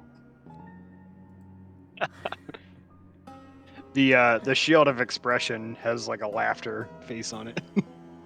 Good. Yeah, I'm attuning to that, and I am not casting clairvoyance because I don't have that kind of crap. Yeah. Love it. Instead prepared to spell magic. Hooray. Anyone got anything else here at this moment? As we are, you guys are on watch.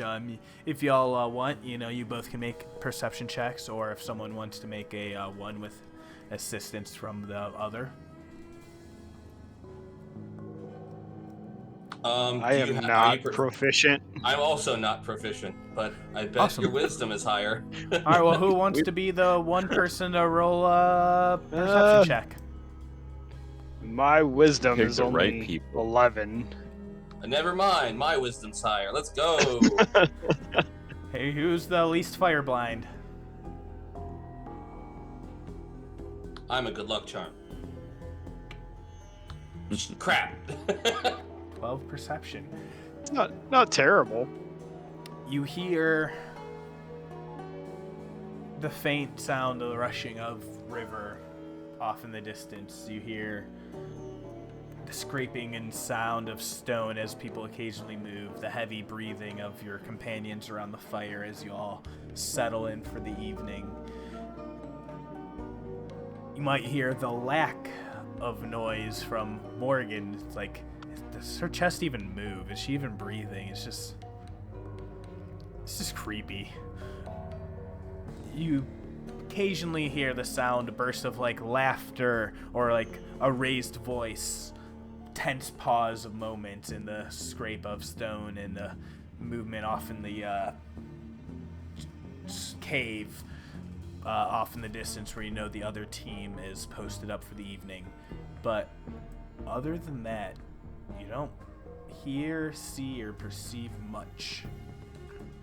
And as you settle down, you're able to pass it off to Saeryn to take up like the second half.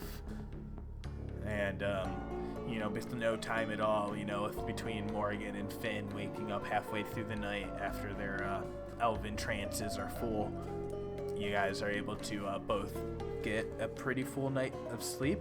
Is there anything Morgen or Finn like to do in that overnight when they would wake up halfway through?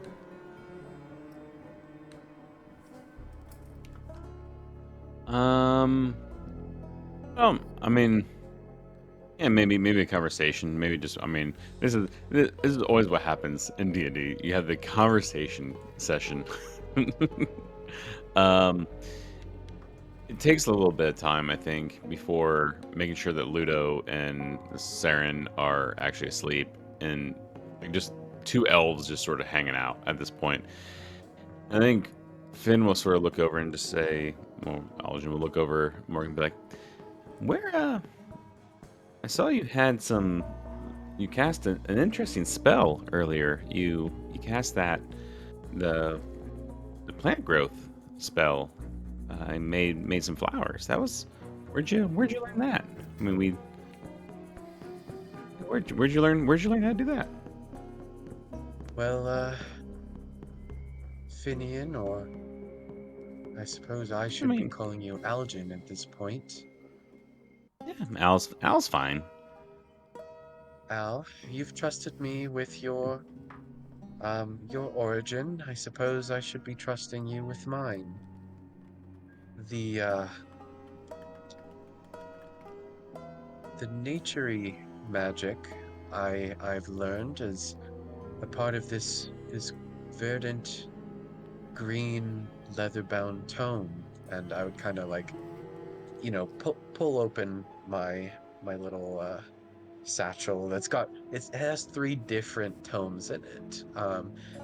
They have seen my personal one and have probably caught glimpses of the green verdant tone, but this one would be like an intentional showing.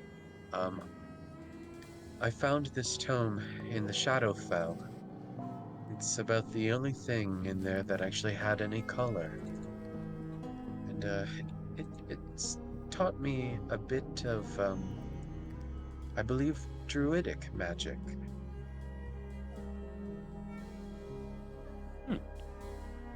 That's yeah, I didn't know that there are any druids really in Shadowfell. I wonder where that came from. That's an interesting little find there.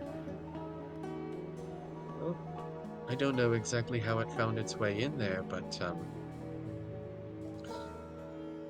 the owner of it was definitely not there, or if they were dead.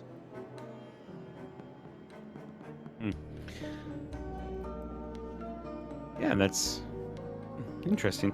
I don't know. just noticed it and noticed that you had your way around mushrooms and stuff. It's interesting. I could never really pick up too much of that stuff, but it's interesting that other people can. I mean, that stuff, plants and stuff that don't seem, I can't seem to wrap my head around it. It's just crazy magic to me. I'm just wondering where you found it from. Yes, I didn't steal it or anything. It was left unattended. Also, speaking of those with weird magic, Al, I've seen you do some incredible things with your spells to yourself. You seem to twist them on a whim. How do you do it? I really don't know. I mean, I see him get a little like thinking back of how he does it. He gets a little somber and like through like I never, like I said, I never really picked up on the druidic side of things, even with my teaching. Should have, I think from where I came from, it would have been a little more natural, but just never picked up the way I thought it would. But like rain and thunder and storms seem just to kind of meld easier. It just makes more sense, and I don't know, the chaos of it all, it sort of makes sense, and I seem to just wrap it around that way. I don't know. I don't know. I just sort of think of it happen and it happens. However you do it, I'm glad that you do it. It suits you, and you're very good at it. Oh. Well, thank you. I wish I could do a little more. I mean, I wish I could have helped Ludo a little more in that. I mean, he couldn't quite get fast enough to there, and it just sort of I wish there was a way. Wish there was a sort of a way to like move quicker, and help people move quicker a little bit. And he sort of like flicks his wrists a little bit, and at that point, I'll say it this way: there's like it's not you almost hear like water rushing, and Morgen, you can choose to fail, but it almost feels like you're getting moved. You can choose to fail this con save, or you can fight against it. But it feels like when he's like moving his hands, like almost, I wish there's a way to like rush through, like how water rushes down a river, and as he makes this movement, it feels like you're getting shifted. It's up to you. I mean, you're like a spell is obviously being cast on you. I'm gonna unintentionally, almost unintentionally. Okay. Unintentionally fail, is that what you said? Correct. Okay. You feel like water rushing around you, like not cold water. It's very temperate. It's very easy to like move for, and it feels like you're rushing through stone. As Al moves his hands, you get teleported just a few feet, but over here as this wave sort of pushes you. Only about 15 feet. And he's like, oh, whoa, what just... As Al, unintentionally trying to think of how to move people faster, casts Vortex Warp on you. Oh, Yeah. I don't okay, I think I can do that again. And he sort of like makes another little movement, and you come back as this wave, like water. Oh. Mm-hmm. Well, Al, it seems that if you put your will to it, you can accomplish anything. Reach for the stars, and they will surely be in your grasp.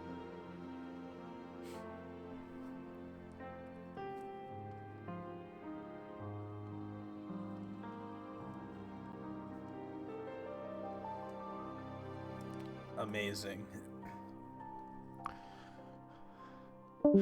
So... Oh no. he gone. He said he's like, all right, I did my cool thing. I'm gone. Okay. Hello. Okay, I'm back. Sorry, I was making too many hand motions and smacking my mic. Amazing. And literally dropped out. I'm like, oh god. But I did hear that. Yeah. I mean, that might come in handy later on. I mean, interesting. Very helpful. Thank you.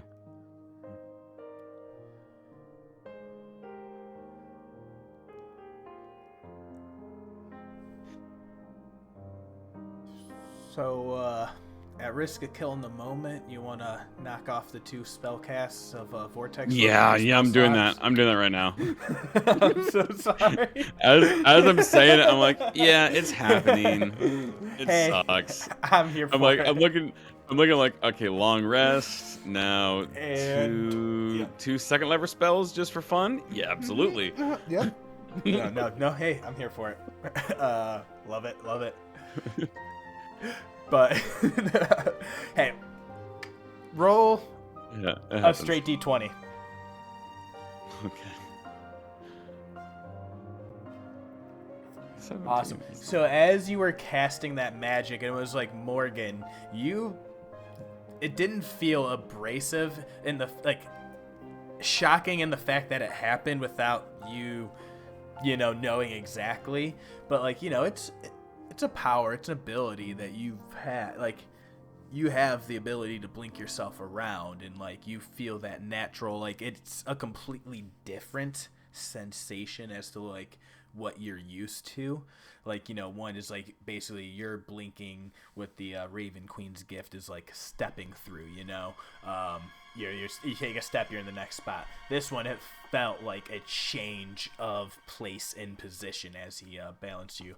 But we'll say, that 17, you can mark off 1 spell slot. I'll say Aljin. Cool. Yeah, cool. I knew I was trying. I know exactly what I was doing. Just having fun, just explaining level ups and stuff. It's more fun this way. It's RP, baby. Yeah, and that's why absolutely. I like inspiration. Yeah. But yeah, so that all happens. Anything else for people as you guys are sitting here around this little fire for this little bit of the rest?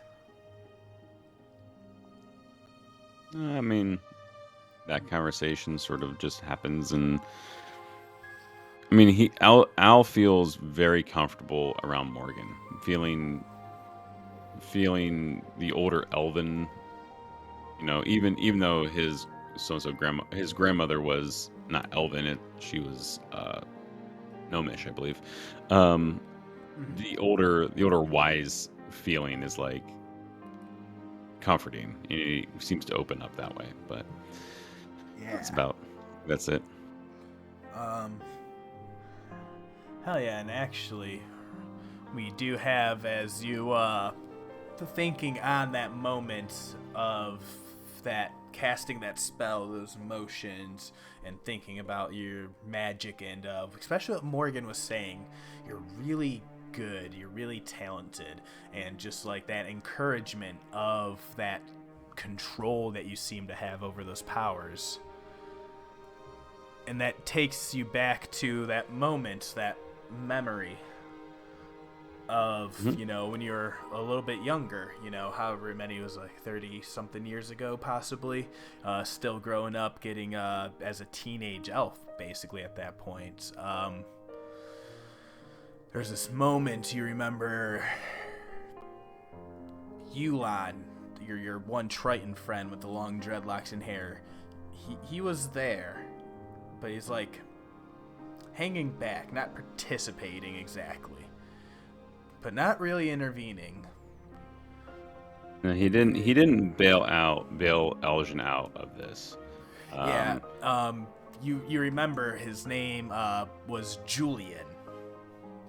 Julyen. It's a slightly blue-skinned, a sea elf, teenager with these pointed elven ears that kind of fan out like fins that help him, like, you know, like the slight webbed fingers, and his hair shaved close down on both sides of the head, but leaving a long single braid on the top that falls back, spilling down towards his like shoulders, a sign that, you know, he's getting on in age. You know, it's a long braid. It's a sign of respect for him. It's accompanied by a few other lackeys, this other random human, this elf, this other random Triton. But we transfer back to that scene where they're just kind of jibing at you after a night of training in the, bay. And, you know, you're not showing those druidic signs, those energy, you know, the powers that like wild shape and druid craft and, you know, little gusts and stuff like that, you know, other kids are able to do. And they're making fun of you. And, you don't belong here. And just like, no one even knows why you're here. Like, you can't even do things like the rest of us. Yeah, the coming up to this, his training seemed pretty easy. Like all the sea-based, all the water-based spells seemed to be pretty easy to be picked up. But when it gets into, you know, they were having a wild shape. You know, everybody was sort of doing a swimming contest and seeing if they can wild shape certain certain creatures, and Al just couldn't pick it up and couldn't figure out why and what's happening, and the jarb and the taunting started happening, and I was like, no, I mean, I'm supposed to be here. This is where I'm from, and everybody's saying, no, you're not from this area. It doesn't make sense. You can't do any of these things. And Al's sort of getting very upset with this, and he's like, no, it isn't. And as he like puts his hands out, like, this is my home, this burst of thunderclap just goes out around the whole area, and kids screaming, and you see everybody sort of coming in of this large sound, and Al's very afraid at this point. You see kids like holding their ears, like looking around, and it's the look of the ringing in the ears as Al realizes what he's done and essentially attacked his fellow children, and he runs off to home. And you don't even hear anything. Your ears are ringing with that pitch, and you come and hide back into that house, and it's, you know, a kid's guesstimate of time later, where had buried crying in that moment, and then you just feel that warmth, comforting hand on your back that you know to be Uvenda, you know, your grandmother, the gnomish leader of the Water Ashari, the heart of the tides. And she finds you, and she begins to console you with these wise words. Oh, hush now. What happened? They were saying I wasn't from here, and they were saying that I don't belong, and it just, I mean, it seems like I don't pick things up like they do.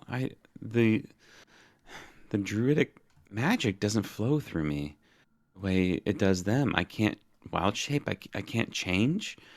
The only thing I can do is, I mean, occasionally talk to the sea life, but I can't do anything else.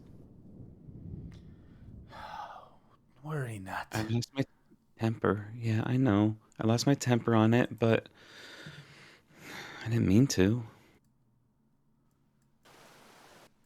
These kids. These worry about the druidic powers of wild shaping. Bah! I say, spending too much time with their heads in the clouds with the birds, and swimming with the fishes, burying their head in the dirt like the rest of the critters here on Exandria's green surface. No. Sometimes What we need is people who listen to the wind. The talent to scan the horizon and read the clouds and the tides like they were a scroll laid out right before your eyes. That, my tempestuous grandson, is where your natural talents seem to lie.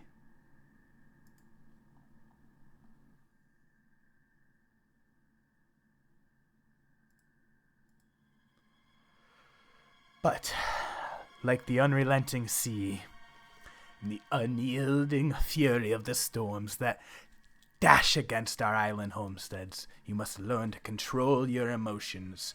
And she raises up her small hand in front of you, and these little beads of moisture begin to condense and appear out of the air right in her palm. These little beads begin to dance around each other and grow into these long, spiraling tendrils of water. You direct and channel them. Make them flow where you will it. And the aquatic tentacles begin to dance around each other, intertwining and folding into each other until they form a perfectly floating orb sphere of water that's spinning around in her hand and begins to spin, moving faster and faster. And you must control them, lest they escape from your grasp and splash out on all those around that you care for the most. And to punctuate the point, the little orb explodes out in a spray of mist that covers your face and dampens the front of your loose tunic. This is the nature of your gift, your inheritance, and you would need to learn to control not only your emotions, but your powers as well. If you are to lead these people one day, you will need to have a force of will as strong as the oceans themselves. Now, let us go and have a cup of hot tea. And if you write letters of apologies to those young boys that you hurt earlier, I will even throw in an extra dollop of honey for you. Fine. I don't... Alright. I mean, not because I want to. I want the honey. And she takes you down to the waterfront. Your sandals off, feet in the water, and she begins to take you through these little small physical practice forms, this stretching exercise almost that helps these calm, deep breaths to introduce a meditative state. But I think what you're focused on... It's a very similar motion to the moon there. And thinking, like, this memory does jog the motions I was making when I accidentally teleported Morgen is very similar to the motions of both the tides coming in and out and the motions that grandmother was teaching me of this point from the Ashari. So not really paying attention to it, doing the motions because I see her other corner of my eye doing them, focusing on the moon and the sound of the tides.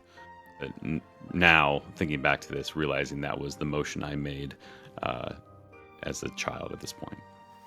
Mm-hmm. And all that's happening, you just see that little sliver of that crescent moon shining down on that perfectly still ocean water, smooth as glass and reflecting the image back up at you like a mirror, almost like a sly little wink.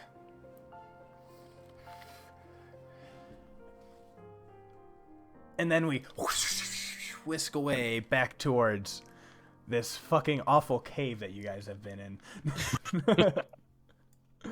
And at that moment, I think it's probably a good moment for a quick break. Very cool. Perfect.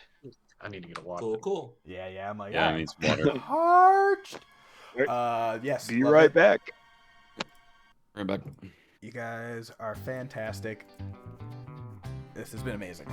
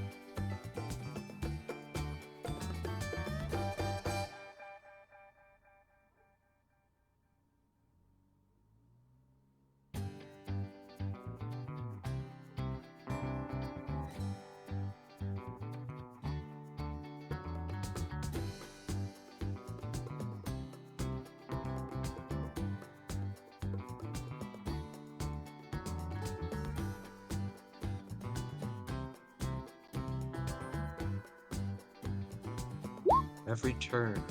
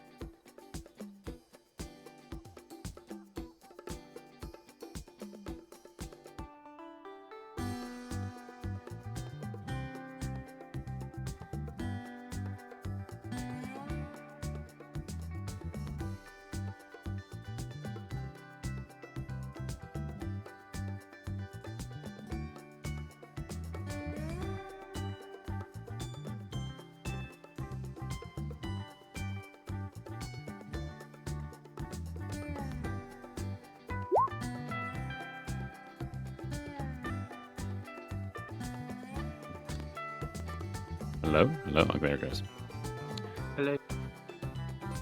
Hello, hello. How we doing? Back. Great. I love all the gifts that get sent during these games. And Saeryn's back.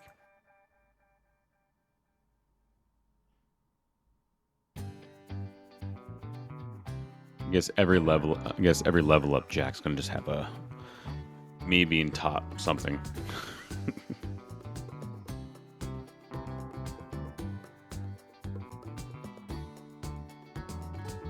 He already has the next 15 lessons planned. Yeah, no, yeah, similar probably.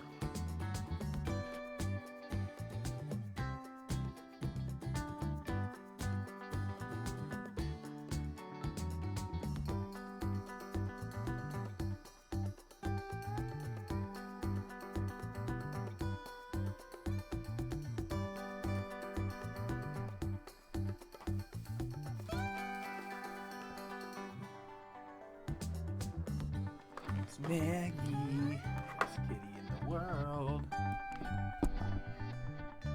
Alrighty. How is everybody doing? Wait. Pretty good. Alrighty. Hitting some emotions deep in a spooky cave. I mean, Fun yeah, flashbacks. that's fun things. Yeah, fun flashbacks. But every time we level up, I'm gonna learn something new. Be fun. New lessons. Oh man, it's so easy to write a lecturing grandma though. Like, you just keep talking. No one's ever gonna stop an old grandma from lecturing. It doesn't Saeryn. even have to make sense half the time. Yeah, Saeryn, are you brave enough to stop a grandma from lecturing? See if he's back. Yeah, he is. Saeryn is always around. Mm-hmm. Yeah, say like he's a professional luck bender, but he also knows when things are like impossible. Sometimes probability doesn't, factor into anything. Sometimes it's just not going to happen. Yeah, sometimes that old lady's just gonna going to talk your ear off, and you know what? You listen with respect, god damn it. But yeah, so we had this quick little I will say for the two elves, they got the long rest. We will go into the morning, and as soon as that wraps up, the sleepers should be able to get a long rest. I was gonna say, is there anything? It's like I think Morgen's the one leading into the bright morning. Yeah. Would you like a perception check? If you'd like, if you're looking out for anything in particular, whatever, I whatever Morgan's prerogative is. don't know. I just feel like it's not for me proper to uh, be keeping watch and not have a perception check of some kind. Mm-hmm. So you do, yeah. Morgan's kind of keeping alert. Or she's not. Well, yeah. Is there anything else on her mind, or anything else on focus at the moment? I guess. Well, I kind of think that this conversation that she's been having with Aljin, just definitely has like her not on guard at the moment. Like she's definitely kind of like dropped around him specifically, and kind of making sure that she's paying the proper attention she needs to, and yeah, she's not paying attention to much anything else except for Aljin's company this morning. Yeah. So you're basically, whatever conversations you guys are looped back into as everyone else begins to stir, but yeah, you're just reflecting on that conversation, and then just wherever else your mind wanders, or if you focus on the rest of the group as they begin to start waking.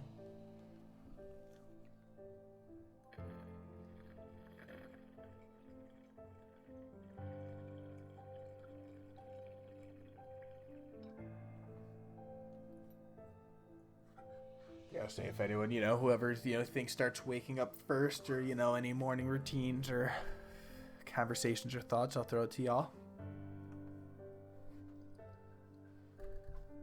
As far as morning routines goes, Morgan just does her little normal spell preparation. She takes a little extra time today, though.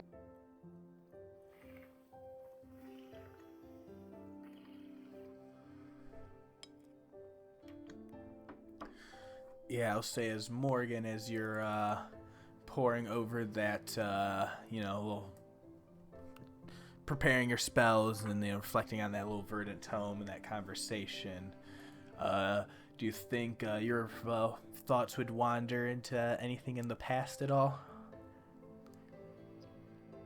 Yeah, she's definitely been thinking about her brother lately, and just kind of, thinking even to like how he might be doing, like in this moment in time. Mm-hmm. She knows that he's still back uh, in the Shadowfell, taking care of her father, and um, just kind of missing that family element right now. Mm-hmm. Yeah, and there's all sorts of, bustling, a whole flood of memories, willing to come to the surface. When you think back to the Shadowfell, do you think more of to that time with your family at the homestead, at as the duties that you were responsible for, like the home duties and the family tight knit, that type of a connection, or do you think it was more of the Raven Queen, the more divine the duties of the paths that you found yourselves going down? Um, Perhaps a bit of both. Uh, her uh, family does have like that connection to the the goddess of death, as they do now and kind of as they always have. So I feel like it's not necessarily so far removed, um, Mm-hmm. to have those duties and like the normal homestead ones uh, being so separate. Gotcha. Hell yeah! So instead of in this moment, instead of thinking back to the more homely, quaint hovel or forgotten chapel that you might have inhabited back in the Shadowfell. Perhaps then your man goes to the line of work back in the ossuary. Yes. Awesome. Well, we whisk away towards that spot. And this one is a big one. You're going to have to zoom out. We're going to start all the way down here at the entrance to the hall.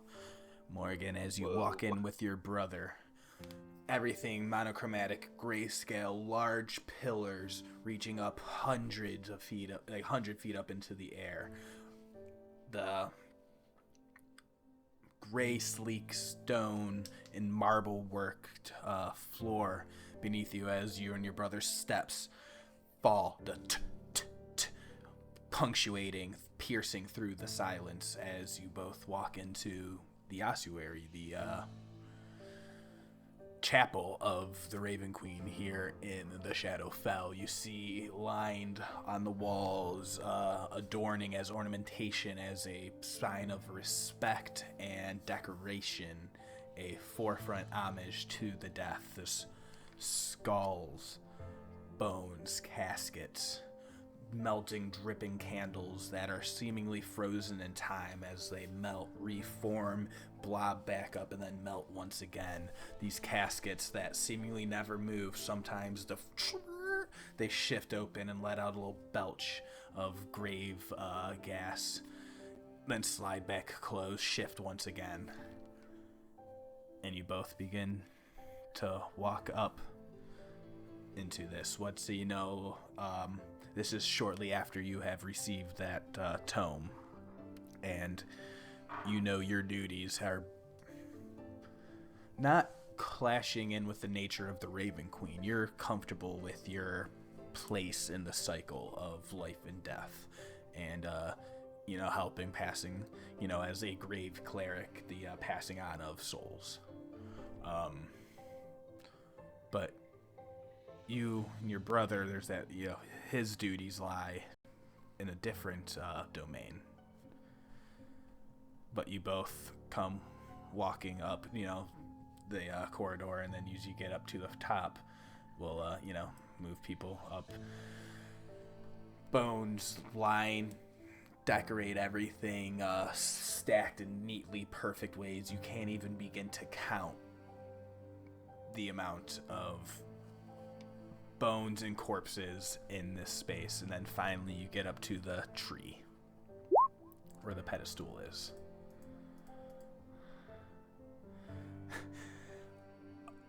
Bone white, stark, reaching, stretching out, gnarled bark that is seemingly frozen in time. Every shift so slightly, every time you look at it, it almost looks a little different, disoriented. The limbs stretch out into fingers like bones, stretching and grasping as far as they can. And this is one of the nets that help capture the wayward souls and help them go to rest.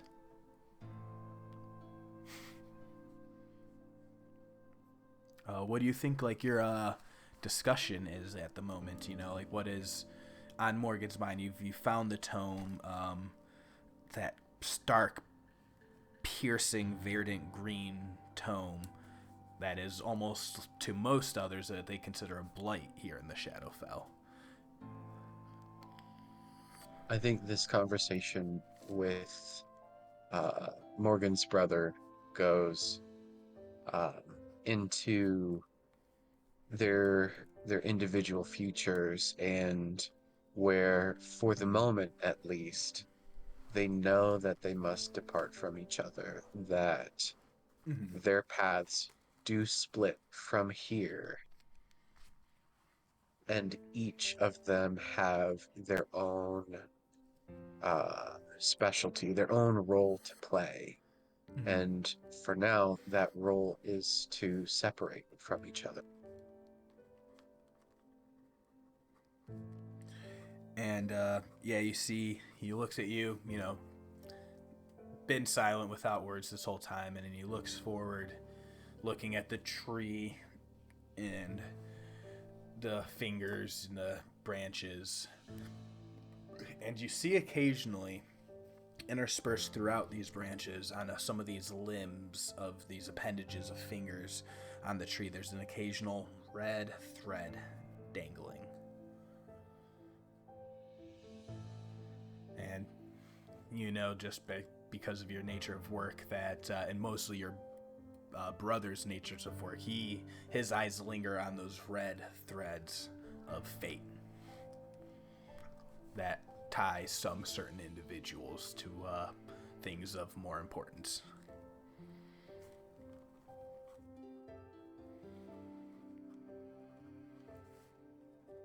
You see something, don't you, brother?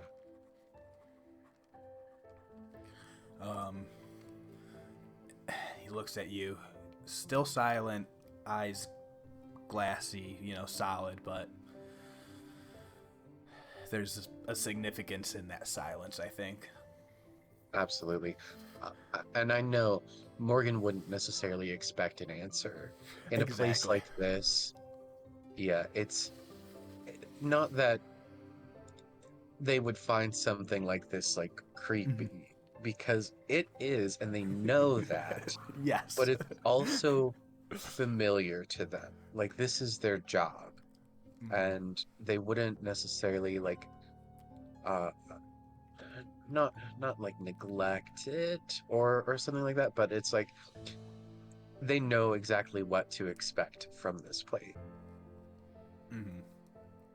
And that's like also just growing up together in this place, these moments that you guys are able to share, the weight of moments that you can pass between each other that carry a significance of volume that could not be stated otherwise, if that makes sense.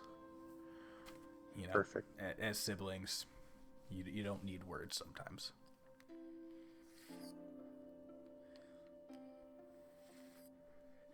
And I think, Morgan just reflects on that moment, and then you whisk back to where you're at as the rest of the party begins to stir some morning. Saeryn, Ludo, you guys can take a long rest. Woo! Yay! Juxtaposition. Fucking non-elves.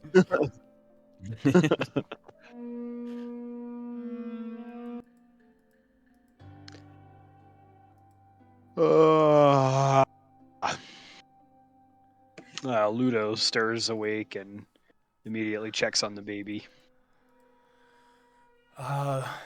Probably by now sleep, so probably worn off, as everyone else, the morning and the torchlight, as you pull back the little cover that you, of the cloth that you put over top of it, they blink awake and, we'll spare the details of how babies are in the morning. Roll for diaper change. Constitution saving throw to not vomit. It takes a moment. Surprisingly, I would say Morgen probably has the best motherly touch to soothe the baby in the morning. Out of the lady redemption in the creepy mask. The redemption ASMR, the young youthful storm sorcerer, and the Feywild, the Luxator, or the grandma. Oh shit! No. Portents. Oh yay! How does everyone feel? Oh Jesus! Oh, I mean that's not. That's 2 3s. I mean that's what is that? 1 in 400. 2 in 400. Anything matching is a 1 in 400. Yeah, exactly. That's impressive. Yeah, so Ludo feels a deeper connection with Avandra. He feels more powerful. He feels Yes. faster. Uh-huh. And actually, thinking of it, he takes one of those coins out of his backpack, and Yeah. he's kind of like rubbing it between his thumb and his finger, and he kneels with it and he prays. Guide us, O Avandra, in our noble quest through trials and tribulations. Be our protector. Paladin's prayer to summon your grace. Bring me a steed to join us in this holy race. Avandra, grant us strength, courage, and might as we embark on this sacred fight. With a celestial steed by our side, in your name we shall always abide. And he casts Find Steed, and I want to Uh-huh. see if I can make that like a celestial moorbounder. All right, a celestial moorbounder. So hell yeah, post the VTT language of Find Steed for us, so I can let get that in text for any future viewing. Hell yeah! So you take the 10 minutes to cast that vocal somatic. You summon a spirit that assumes the form of an unusually intelligent, strong, and loyal steed, creating a long-lasting bond with it. Appearing in an unoccupied space within range, takes on a form that you choose: warhorse, pony, camel, elk, mastiff. Let's talk. The steed has statistics of the chosen form, though it is a celestial, fate, or fiend, so you went celestial. Yep. Awesome. So becomes automatically intelligence of 6, understands all languages you speak. It serves as a mount both in combat, and you have an instinctive bond with it that allows you to fight as a seamless unit. While mounted on your steed, you can make any spell you cast that targets only you also target your steed. When it drops to 0 hit points, it disappears, leaving behind no physical form. You can also dismiss it anytime as an action, cause it to disappear. In either case, the spell, casting the spell again to summon it restores it to hit point maximum. When it was within 1 mile of you, you can communicate with each other telepathically. Hell yeah, so you were looking for a celestial moorbounder. Yep, I figured a moorbounder was appropriate. So, why don't you describe to me what you think that moorbounder looks like? Sure. So, it looks like a panther with tusks and fish eyes, but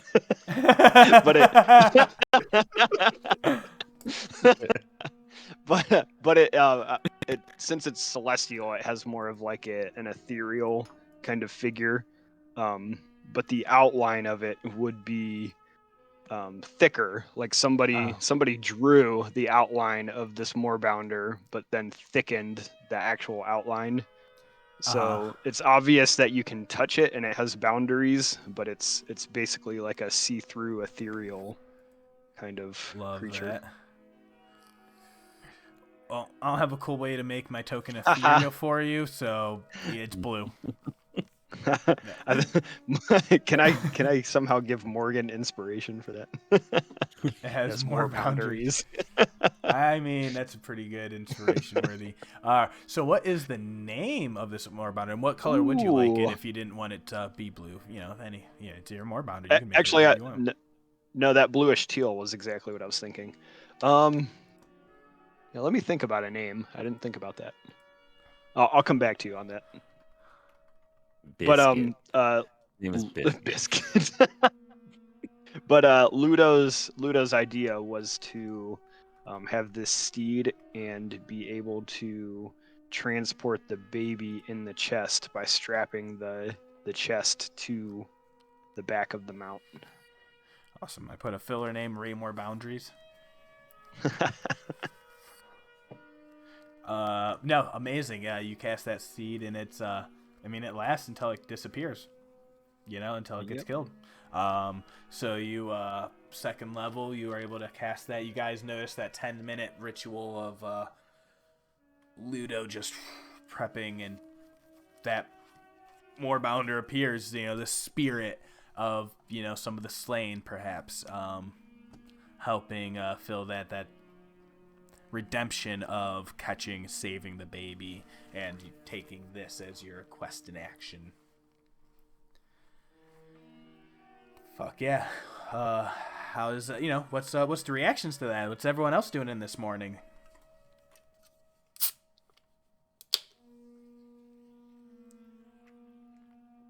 Saeryn wakes up, sees a giant moorbounder, and just takes one look and is like, no, still asleep.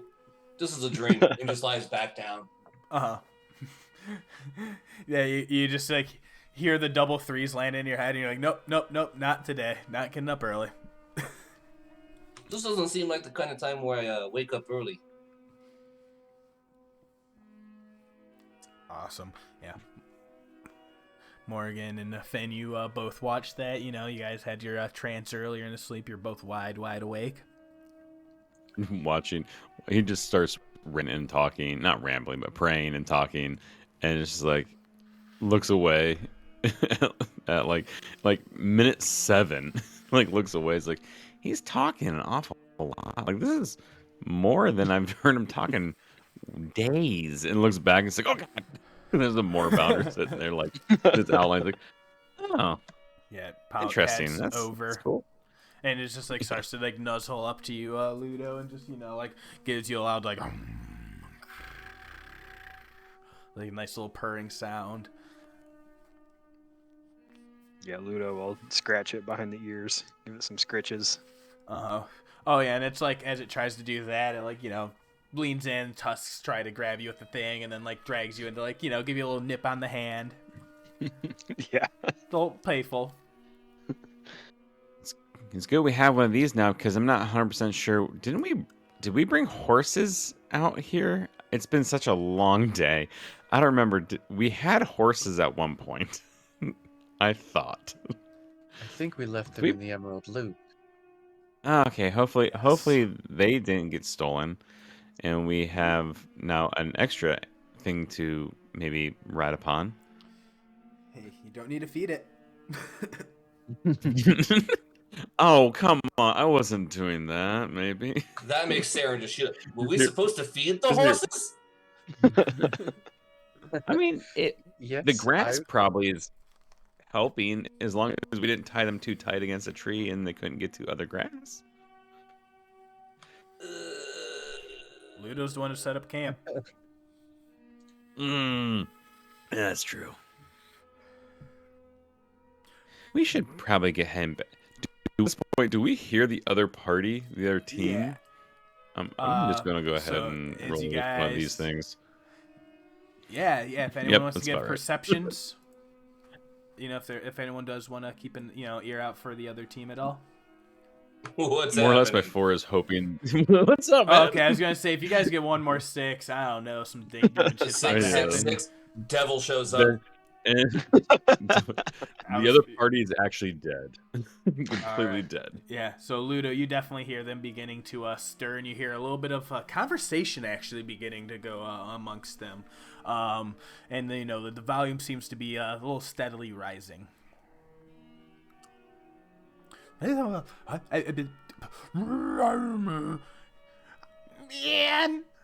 that's about all you hear.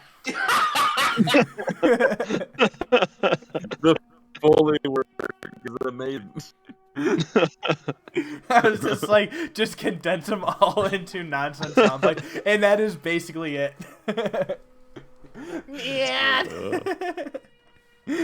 Irvin cuts through the most. That's what Ludo hears above I think that's only what Aljin and Saeryn hears is just Irvin at the end. Like everyone hears that.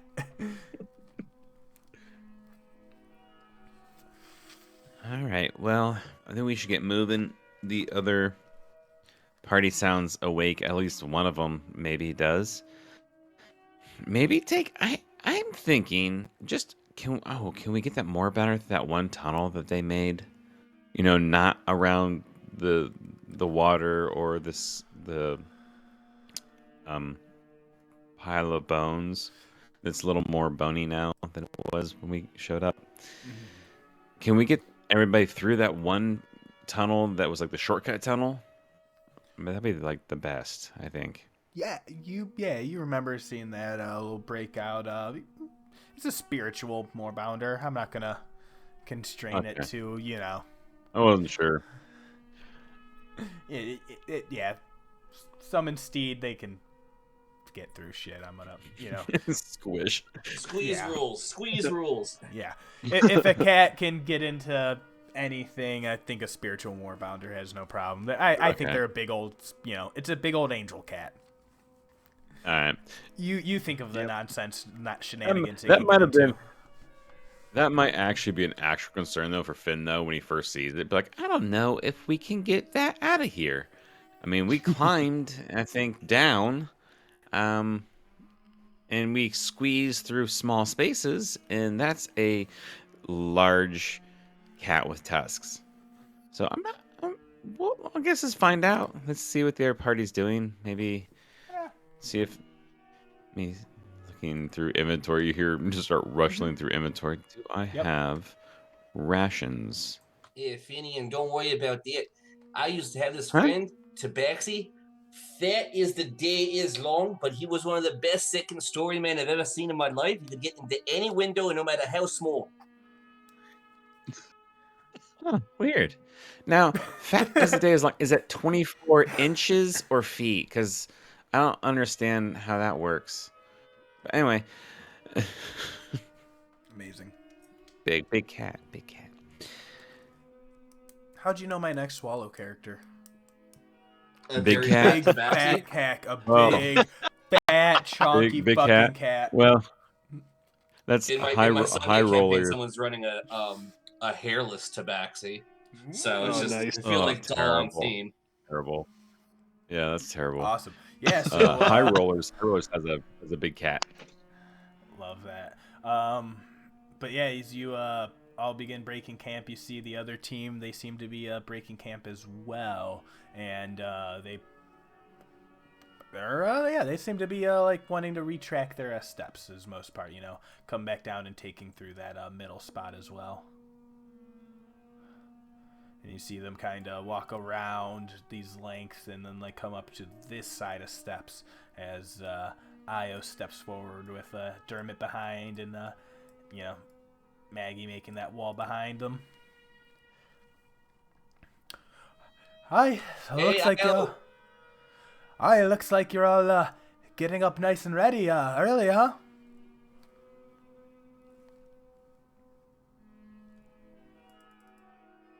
I mean, yeah. Yeah. It looks like you're on babysitting duty. She nods over towards the child. Yeah, Ludo's strapping the empty chest with the baby in it on the back of the spiritual moorbounder. Yes, and Io, she's like, "What you reckon you're gonna be doing with that?" And then Galsiriad calls over next to Maggie. He's just like, "The Johassian West are no place to be traveling with a child." I figured this would give us a leg up. Or 4. Ha. That was Ludo's attempt at making a joke. Yeah, you see Irvin and Maggie begin to chuckle. Maggie, and Irvin's like, "That's really fucking funny, man. That's actually really impressive. Does it bite?" Yes. The baby? I don't have the baby bites. I don't have No, teeth. man, the glowing more Oh. Okay. boundish. Oh, it sure does. But Zephyr here won't bite anyone unless I... Zephyr. And then you see Galsiriad now he's like, "Zephyr, that is an excellent name." Why, thank you.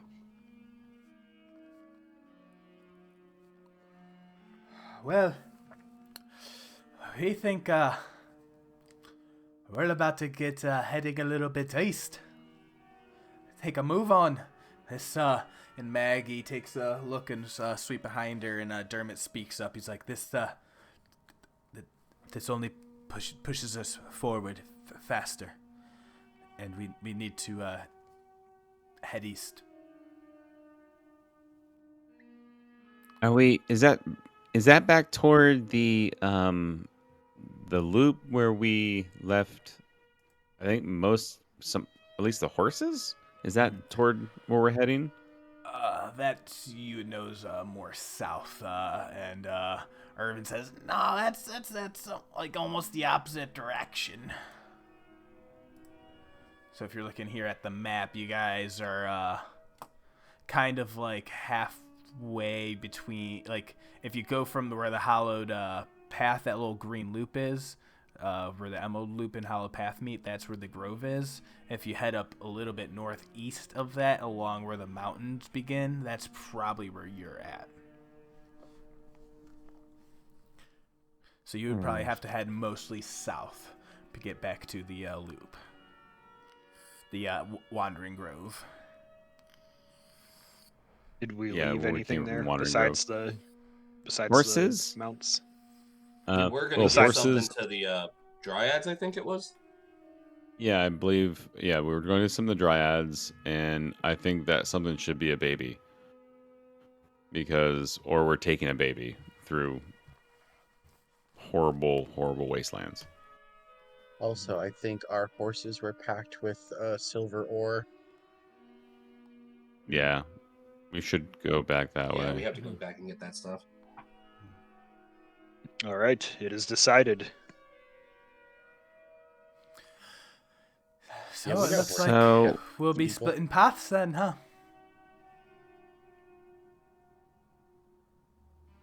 At least for now. Yes, we have to go back and collect our belongings, Mm-hmm. and then I'm sure that we will be meeting soon enough again.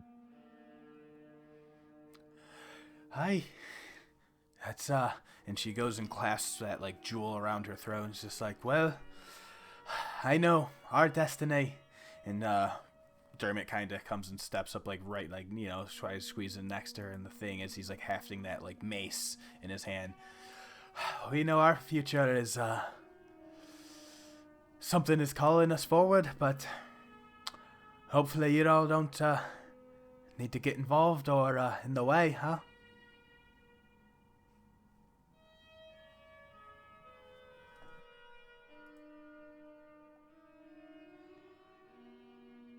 I'm pretty sure we're gonna meet again. I mean, I think there's some intersections here, and in our two parties, and I'm pretty sure and we're heading again. So maybe we can we heading up to Bazozan. Is that where we're heading? You were heading to? Mm-hmm. So I mean, sure, we'll meet up there. I mean, how big can that possibly be? Mm-hmm. And we'll be round your heels, I'm sure, because we can. I mean, you know, point over like the extra people. I'm sure we can move a little quicker now. We have a more bounder, so I'm sure we'll catch back up. And they kind of look at you, and then Galceria, he kind of like takes, like, he's still sitting there next to Maggie, and so Morgen, did you say that? Yeah, sure did. Okay, awesome. And Morgen, you kind of see he kind of catches that, and is just like, that mace. What about it? And he kind of calls attention to the rest of the group, and they're all like, and Dermot says, what about my mace?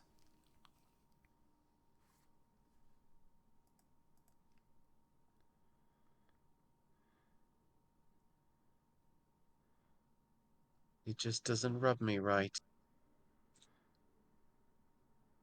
I don't. It's of the Luxon, but I could see why you would have a problem with that. It creeps me out.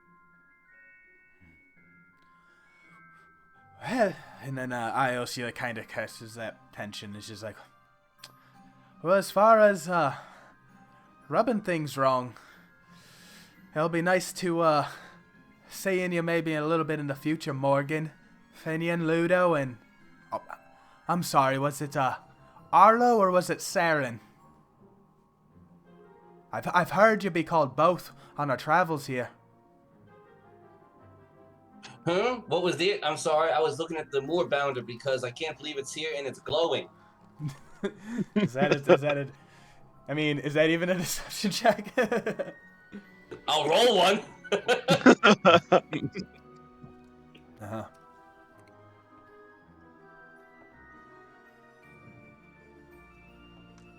Mm-hmm. Ah. Okay. I mean, sometimes people are called their surnames, so I mean, Arlo Saeryn seems pretty, you know, that's just, his name. Looks over at Saeryn. Yeah, and then Arlo. and then Irvin kind of steps forward and he's just like, I don't know.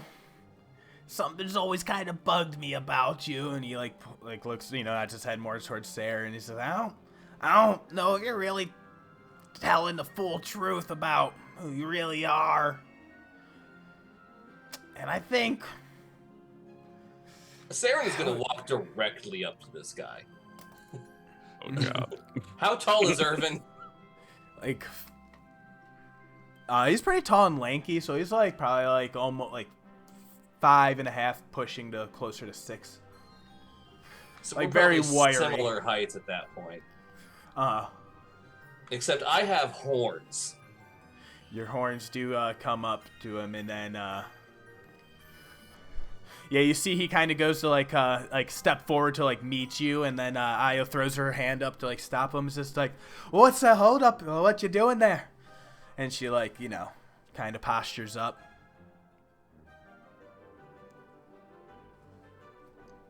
And I think Now, you're either calling me a liar or you're calling me an incompetent liar. Which one is it? And then Galsariad looks up from the back, and he's just like, well, Arlo, or is it Saeryn? I don't. You've told me one name, and then I've heard you've been called by another from Io this morning. And I don't. Why don't you tell me what the truth is? 1 second, I gotta get the voice back. Yeah. Oh, same. The answer is that y'all are gonna call me Arlo.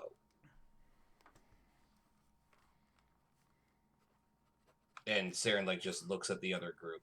Mm-hmm. And then Galsariad will say, Arlo it is, then.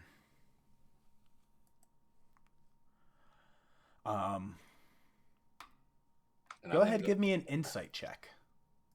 Or who are you looking at specifically right now? Who is everyone, like, in this moment? What's everyone's focus? I think I'm mostly looking at Galsariad. Galsariad? Ludo. Tuning into Derm. Yeah, Ludo, ever since Morgen whispered that about the mace, Ludo is looking at the mace and trying to use his divine sense to see if he like senses any evil. Awesome. With that divine sense, go ahead and make it a charisma, like a D20 plus your charisma modifier, basically. So just like a straight charisma check. And then Morgan, you can make an insight. You're looking at Dermot specifically. Yeah.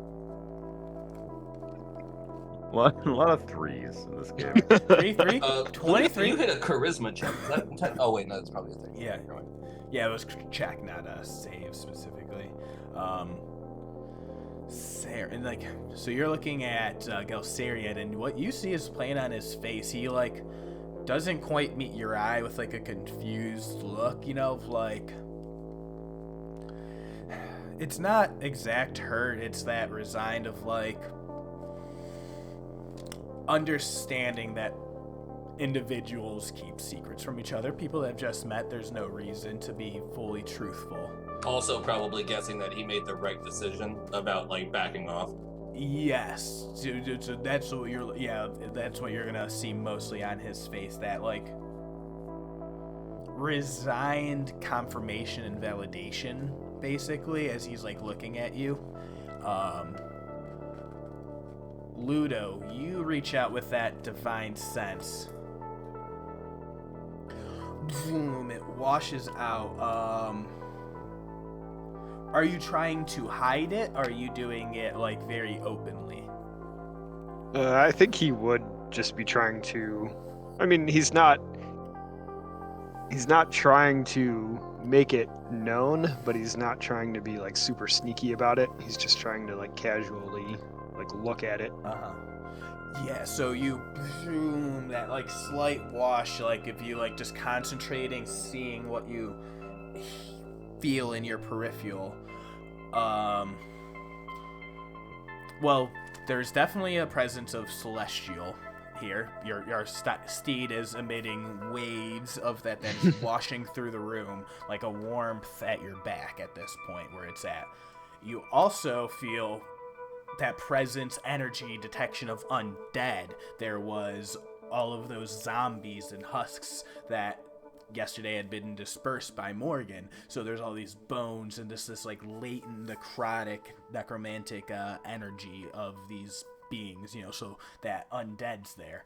You know, so you occasionally celestial fiend or undead. As far as fiend, you feel that residual trace of that fiendish aura that was emitted from that ritual, whatever you guys had interrupted in that bloody magic circle yesterday. That is also like if like a pool of water and you mix in a bunch of different colored dyes and it gets all mixed and swirled around as people move in and out throughout the night and day, and that's what you're trying to detect. You're awash in all three of those energies. The undead is not quite as strong. That has been banished and turned from Morgen, so it's only like a small taste of that in the air. From in the mace, particularly on Dermot's side with that save, you can't, you know there's no undead coming from it. Alright. But yeah, that radiant silver Luxon beacon mace at his side, yeah, it's lost in the wash. Morgen with that insight. 23.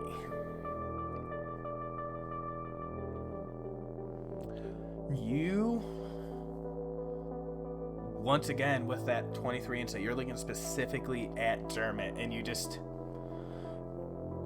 No one's speaking at the moment, but, like, you just see that, like, little... almost imperceptible ear twitch on Dermot again, but like nothing else physically really moves on him. And then he speaks up and he says, I don't know if we can trust you going forward with whatever we have here. And he grabs his mace and he points a finger towards Io, who's like clutching that jewel around her neck. I don't think we need you interfering anymore. Finn's gonna sort of, through the whole encounter, stressful encounter, sort of get up between, or at least get next to Io, and be like, "Hey, I mean, we had a hard day yesterday, guys, and I know there's some tensions running pretty high right now. I think we should all just sort of relax. I mean, we're all probably keeping some sort of secrets. I mean, our past is our own at this point, but we have a crossroads here that we can't deny that our parties are connected somehow. But I think at this point, we need to get up into the sunlight and let our heads cool a little bit and sort of just maybe breathe some fresh air. I think maybe it looks over at the mass amounts of blood smeared on the ground. The ritual from yesterday might be just wearing on our nerves a little bit. I think we should just all go up. What do you think? And, sort of makes a motion at this point, and his cloak goes, and he, like, holds it down, and he, like, lets go, and he's like, I gotta get used to that. Yeah, if you want, you can try go ahead and make a persuasion if you'd like. Yeah, I mean... We'll see. I don't trust rolling. Yeah, that makes sense. I'd help more, but I do not have lucky rolls today. Mm-hmm. Yeah. Well, you can go ahead and give me your 3. And you see, so you make that. It's like, and it's not, your words aren't completely ignored, and you see like Maggie just like in the back looking, it's like her eyes darting back and forth, staying silent, and Io's just like, Hi, we are gonna be going up top, but like I said, our train is heading east, and it looks like y'all have other business to tend to. Mayhaps our roads will cross again, but ever since we met you, it's been nothing but trouble. All of yous. And I think we might just need to go do our own thing for now. Hopefully, if you're the trustworthy sort, you won't be nipping at our heels.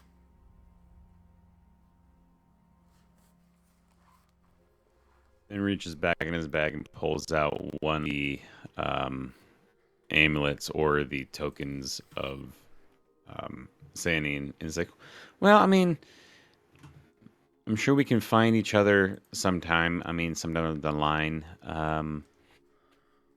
Exandria is not that big. And he holds the token out of the Moonweaver to her.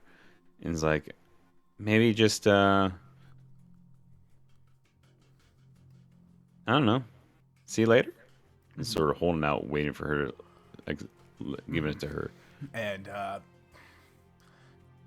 see, you make that gesture, that plea, that connection with Saeryn to her amulet, and you see,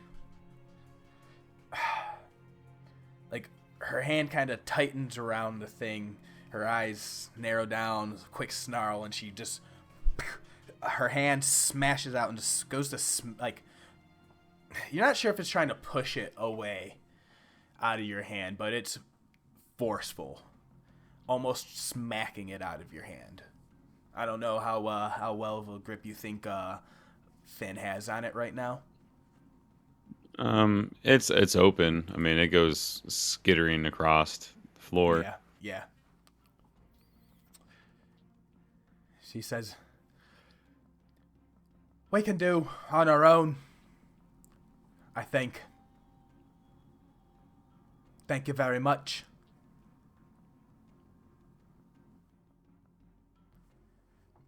And then Dermot, Morgen, as you're looking again, it's that almost twitch imperceptible movement of an ear. Like, it only happens when he's listening to somebody. But again, with that 23 insight, nobody's talking right now. And he says, they're just a distraction. We have more important things to be doing. And they begin to break and walk away. Yeah, Anybody say or do anything? Just walk Maggie. up to the rest of my group, and I would just say we should let them go for now. And if they walk out of earshot, I would just tell my group, it seems that they'll lead themselves to ruin.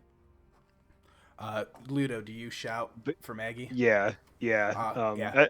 I think Ludo is gonna try to give Maggie the opportunity to say goodbye to the baby. Mm-hmm. So, are you holding out for the baby? Yeah. So, Maggie, Maggie, don't leave without saying goodbye to this child. Go ahead and make a persuasion check.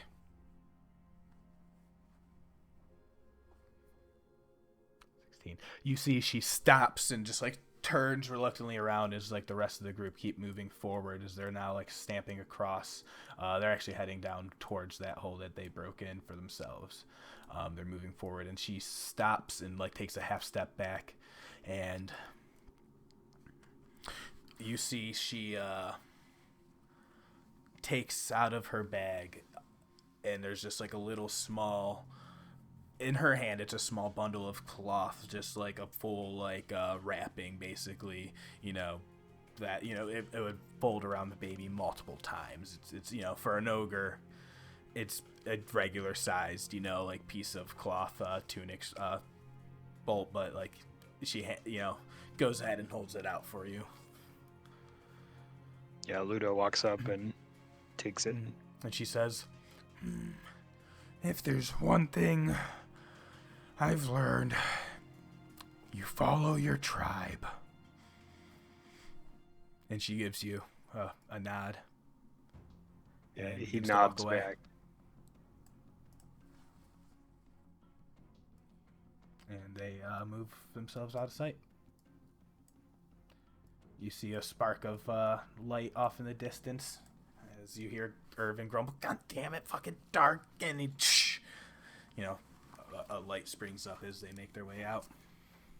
Saeryn clocks that, basically that garment that Ludo just got from Maggie. Just takes a mental note of it. Perfect.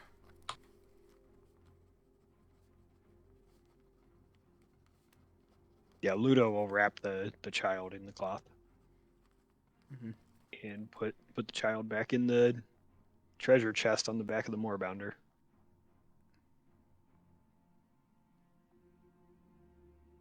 All right.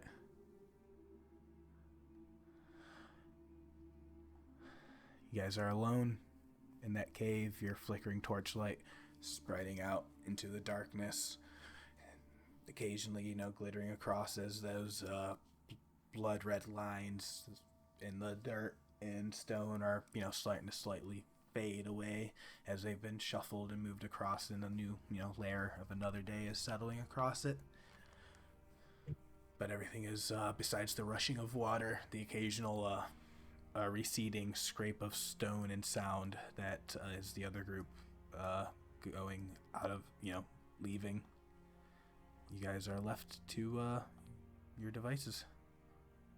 Saeryn turns towards the torch that they're using and makes a little, sticks his hand in the air and twists his hand to the right as if, moving a dial, and the flame on the torch increases its light distance by 20 feet. I use control flames. Perfect. Yeah, I think you guys are still at the 40 from Ludo anyway on Yeah. But yeah, no, Just revive double it. that up. That gives us an hour of good times. All right.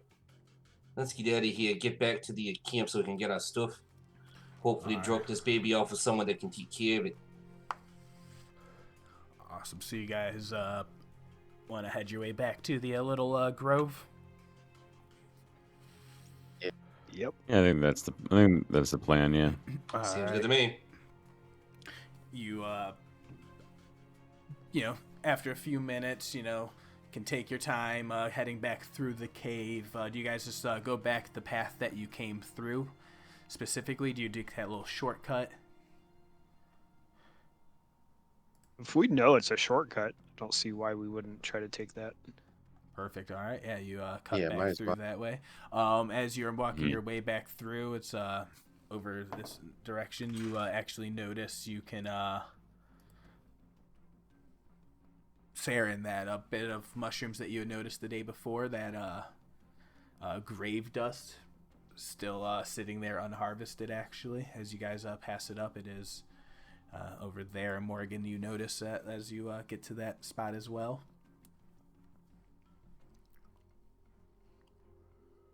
Yeah, I'll try and pick that stuff. All right, yeah. Make Pick that shit. You can make a survival or a medicine.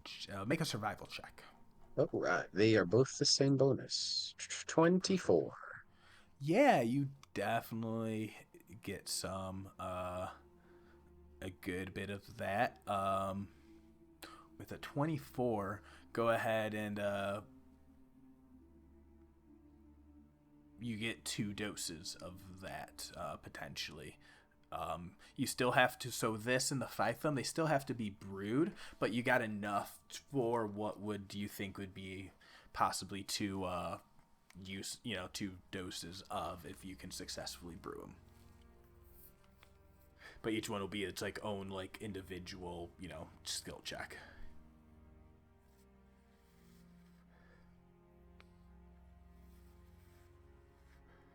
But you have that, and you guys are able to make your way back through. No checks required. You're gotta get back out of the dark, creepy cave system that you find yourself in. It is awful. It is claustrophobic. It is dark and dingy with the rushing of water. I was gonna say, Ludo. He goes ahead and takes a more bounding leap over the water with the baby I just on the back. I pulled up the Moorbounder monster sheet just to check it out. Don't worry, nothing's wrong happening. But you guys make your way. The cave begins to narrow back in as you make your way back out of that same path. These crawling small tunnels, which, you know, the spiritual Moorbounder I'll allow for the sake of just getting through. You're going to have to take the casket off and, like, kind of push your way back through.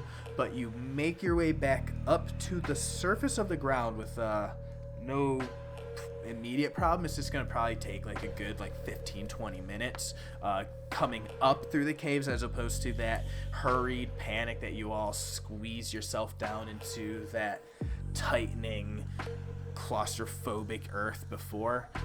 When you come back out, before it was a rocky wasteland, you know, with all these obsidian barbs sticking out of the ground, these like jagged fissures cracking throughout that you entered into.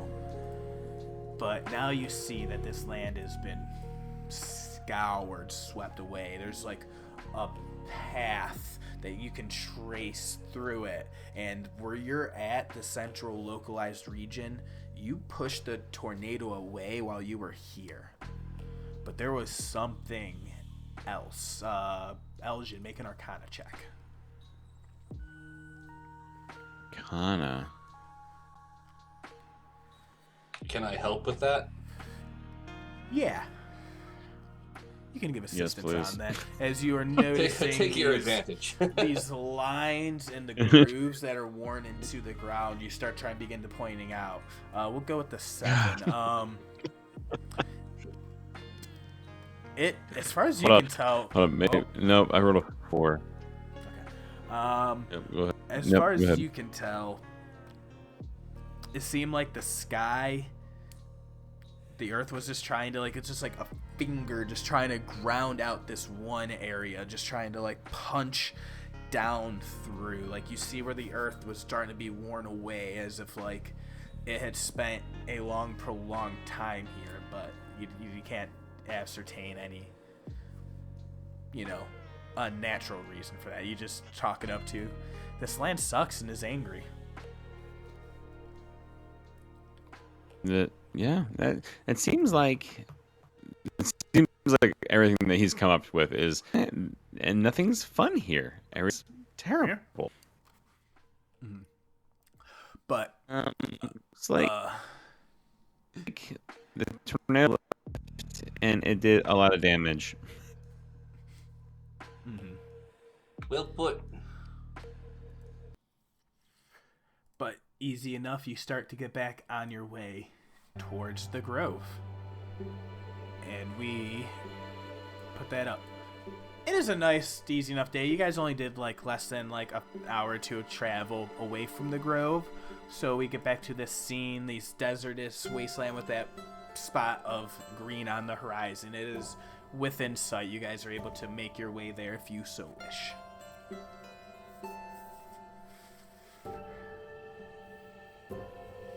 It will probably take a good, probably 2 hours making your way back in throughout the day if you're trying to be careful, or are you guys trying to fast travel it? I'd prefer to not get into a situation where the baby gets fucked up. Yeah. I think that I is taking it second slow. Yeah.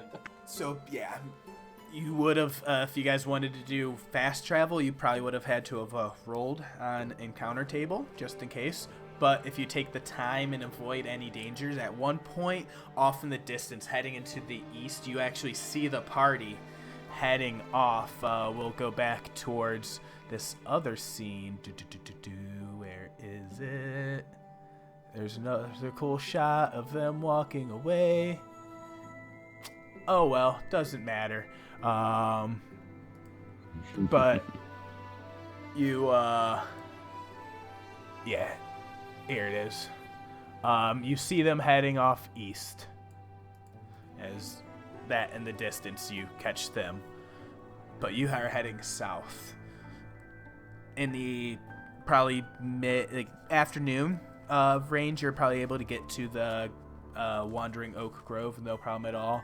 And as you approach, you see not too much chaos or activity, bustle. You know, it's still the grove of trees come up upon you. You come into the clearing with the large horizon back toward us, sitting off in the one corner. The family, like there's a couple like goblin children running about with the one elderly father, grandpa figure, you know, Harain yelling at them with his little staff hobbling about. You see the anti-jawler moving through and from, and there's still around that circle of wagons, the wagons circling the bonfire. There's no one at the bonfire right now, but you have noticed that clan of Wastewalkers, they haven't left yet. There's a little bit of bustle activity, as if you see they might be making final preparations to be moving on. But they appear to still be there.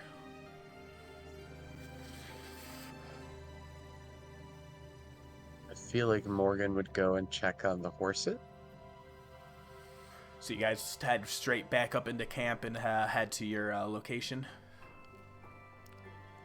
Yep, I don't see why I think not. I'd look at Saeryn when we noticed that those Wastewalkers are still there, and sort of like give him a nod toward them, and then look at Ludo and be like, let me see if I can do this. Hold on. How do I have to do this?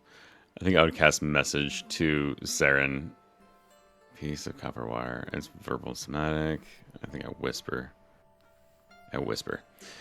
And be like, should we let Ludo close to those guys?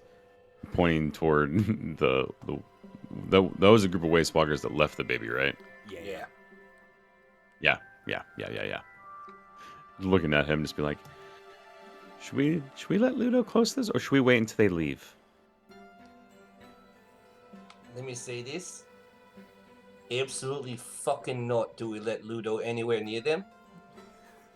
I do not feel like having another fight with a whole other group of people today. We just finished fighting with the other team. So, let's just let them get out of Sort here. of a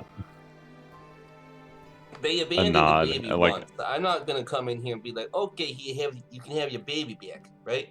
Doesn't make any sense. Sort of a nod to him, because that was all in each other's heads, and sort of like, hey Ludo, let's it's been a long journey. Let's put the baby over here with the campsite and with the horses, and introduce the crazy moorbounder to the other rides for a minute. And he sort of like shuffles him over there, hoping to like obfuscate his vision a little bit that way as he like takes him to where we were set up camp. Yeah, I think Amazing. Ludo has no reason not to come with you. So Oh yeah, you guys. A lot of scene jumping here. A lot of scene jumping. Boop boop boop bow bow. All right. Oh, this isn't an accurate map. Oh, they're I need back. to get rid of some people. Yeah, They're back. Guess who's not here anymore? Oh, they're gone. Yeah.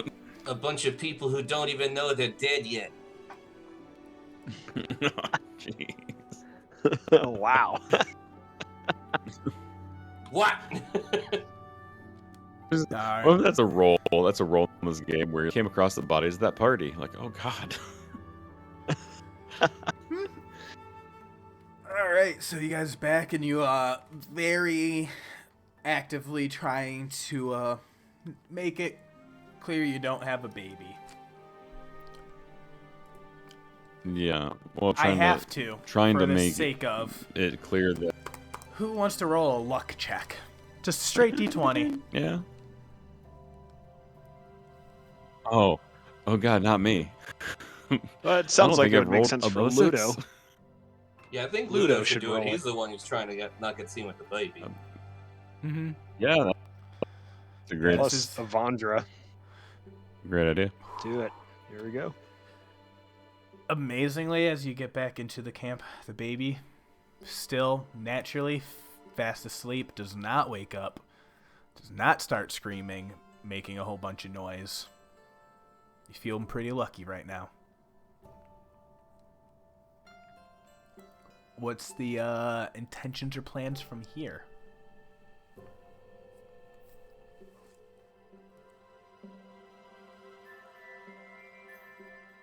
I have a Well, we couple can't- things that I would like to do.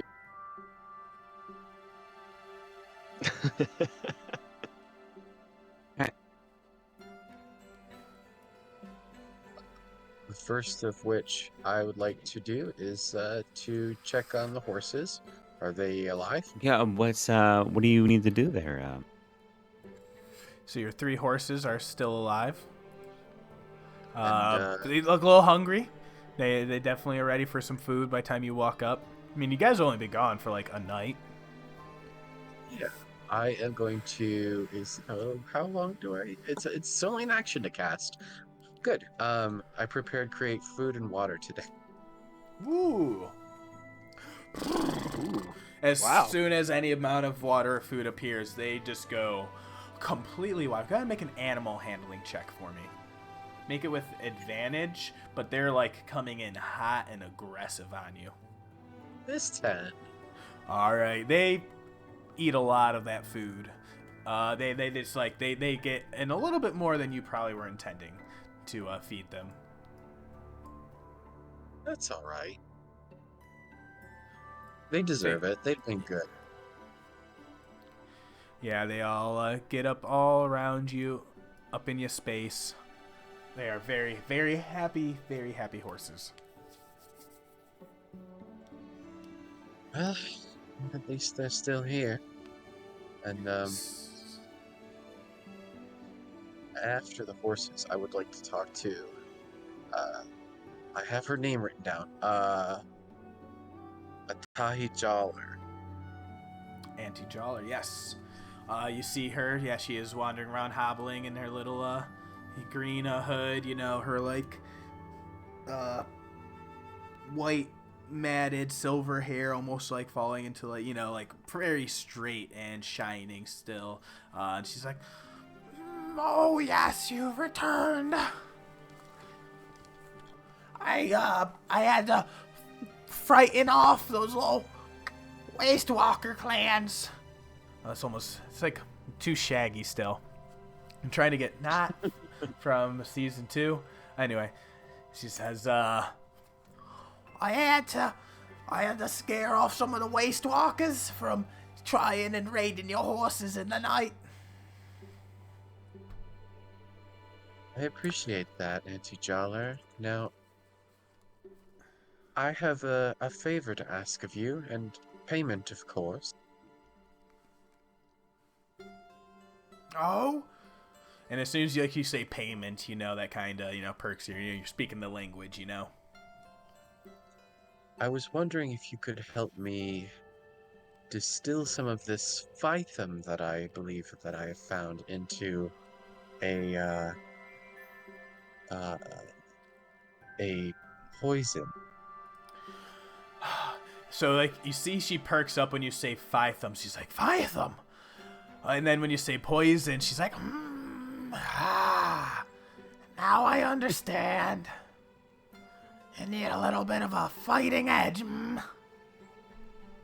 Yes, I do. Now, I believe I have enough to make about 2 doses of whatever, and if you're willing to help me craft 1 dose of poison, I will give you the remaining phythum as payment. Well, it's good you came to me. I have all sorts of equipment and tools for it. I could definitely have you assist me, or I can assist you in the process of. I'll walk you through it. So with her help, you can go ahead and make a medicine check with advantage. And then add an additional +4 from her proficiency bonus onto this. All right, so 21. Amazing. It's a combination of Maggie and Irvin, kinda. You gotta go in the back of the throat. But like Shaggy's down here, man. All right. Anyway, let me take a sip of beer real fast. So yeah, you guys are able to take a little bit of time. Morgan's probably gone for like a good 40 minutes to an hour to give the proper amount of time on this roll. And as you cook up and you see the Phythum as it starts to be reduced down, and you get a little bit of a liquid, a distillate from it that you're able to then concentrate, and you have one solid healthy dose of Phythum poison. You can now add into your ingredients. So Phythum poison, when ingested, requires a DC 15 Constitution saving throw, or they fall unconscious for 24 hours and become poison.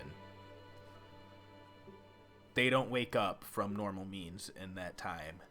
At the end of that 24 hours, they make another Constitution saving throw. After 3 failures, the creature's hit points drop to 0 and they begin making death saving throws immediately. Every 6 seconds. Why, thank you. And as promised, the rest of the Phythum is yours to do as you please.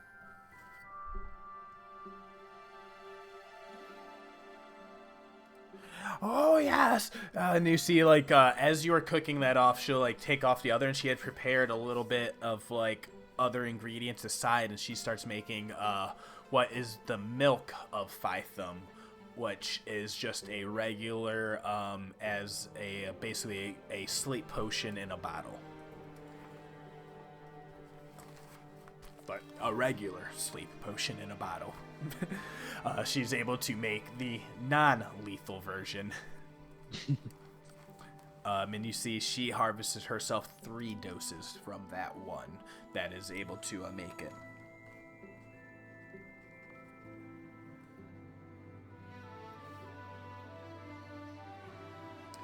Yeah, the witch doctor lady has a dose of poison that doesn't let people wake up from sleep. That's not concerning at all or spooky. Totally fine.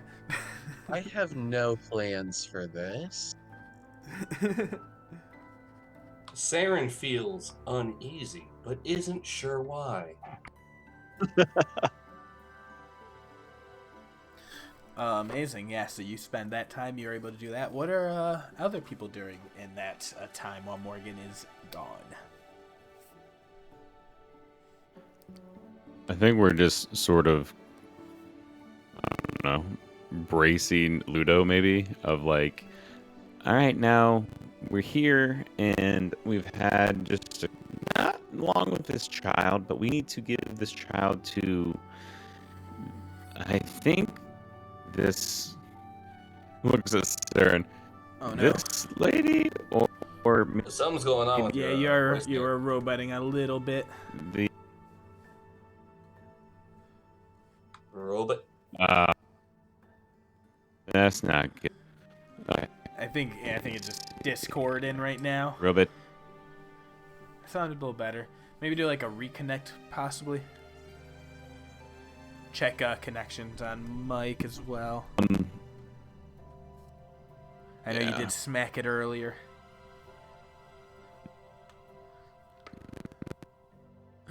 That is a nice purr though. No.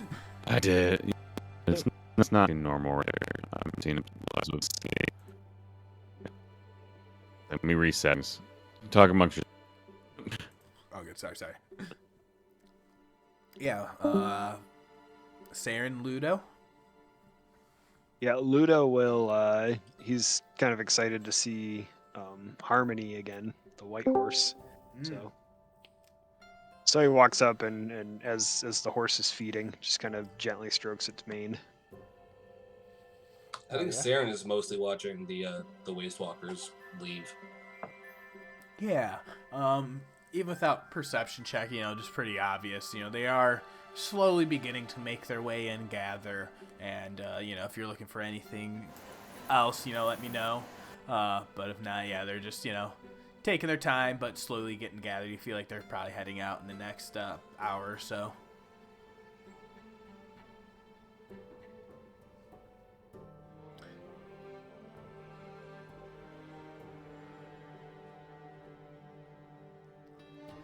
But yeah, you got the baby still kind of chilling, cradling around. All right, let me check now. Does this sound a little better? Are we connected? It does. Oh, Yep. good. Hooray.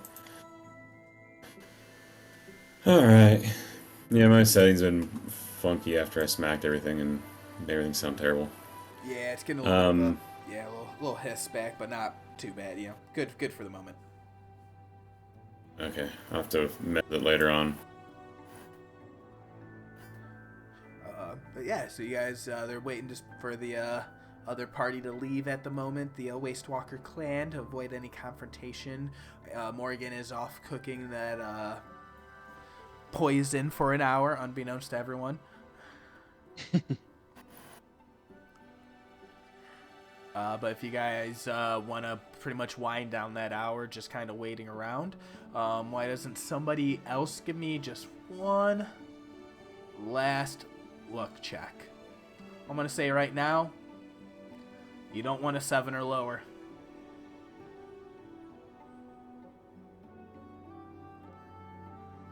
Who wants to roll it? Saeryn, why don't you go ahead and roll it, God, Saeryn? okay. 3. Nice. I replace it with a 3. Yeah. No, I'm just kidding. The baby kind of wakes up for a minute, but between like it just like kind of notices like Saeryn. It sees like some like the little shiny baubles like next to you, like that's like all around on you, and it's just like and it's like very happily distracted, but does not make a loud noise as it wakes up. Yeah, I'll just And like you are shake with my that head so all the gold with that bubbles create just, like, baby shake food around. spell that Morgen had casted. I think out of the 45 pounds of food and 30 gallons of water, you were able to make some edible baby food. Although it is pretty bland, so I don't know if babies like bland food. You got anything else? Well, as long as it hasn't had anything sweet, then we're good. You know what? Yeah, should be happy. Is it a persuasion or an intimidation check to make a baby enjoy its food? Questions you have to ask yourself as a It's DM. performance. Yeah, someone wants to give me performance on this. Like you we're doing the airplane. Like yeah, let's do the airplane real quick. The little barge rock flies in. I'm assisting. You have advantage. I'm doing I'm moving my head so the baubles that are hanging from my horns and ears are moving around and making noises. Wait, so is that Ludo making that? Yeah, whoever wants to make the performance, yeah. Who's feeding the baby? Well, I guess Ludo probably is naturally. D&D roleplay, feeding a child. Right? Hey, I'm just saying, it's very important this baby doesn't cry right now. While the parents who abandoned it are in the same camp. I didn't think that this would be the roles we needed to make tonight. Shove this in your high fantasy. Make airplane open noises up so here. the child eats vegetables. Hey, this is what we're here for. Here. All right, yeah. Come to... Oh, yeah. Oh, Oh, yeah. oh. Amazing. We'll spare the narrative. You nail it. I mean, it's a very happy fed baby. It is a quiet fed baby. The Wastewalker clan, you see they eventually start to make their way out of camp and head out and leave. He's got this one little scout sitting there cooking around the fire. Not the same one who was cooking the day before, but Saeryn, you remember this one is the one that like kind of, offered you a little job the day before. Can you refresh my memory and like what exactly the job he offered to me was? They kind of just flashed some like hand signals that like almost like borderline thieves can't, like a myriad dialect, and said, hey, if you're interested in coin, meet me later. But that was, a whole baby and a half ago.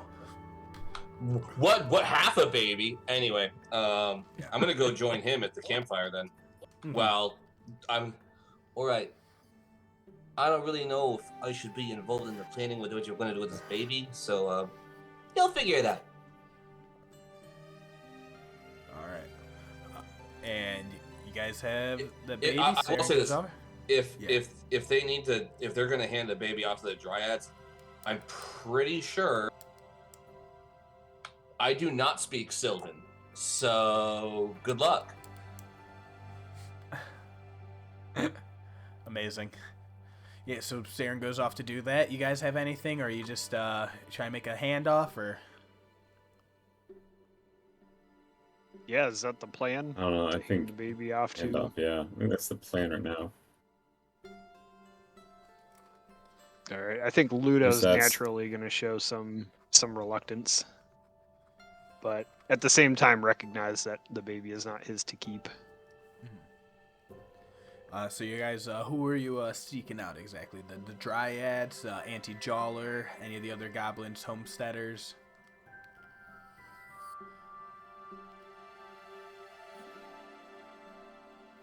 Finn's or Aljin's initial thought is the dryads.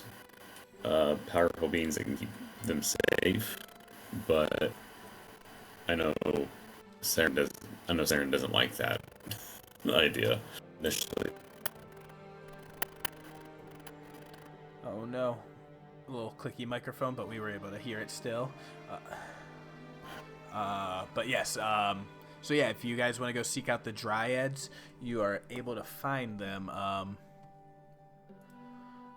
They're two, like, if leaves wrapped around in body, they're not quite elven in feature, but it's definitely fey entity, almost mirror faces. And they come walking in from where the rover Maggie had gone the day before. And they come and greet you, and they say, hail there, travelers. It looks like you have survived ruined Snarl.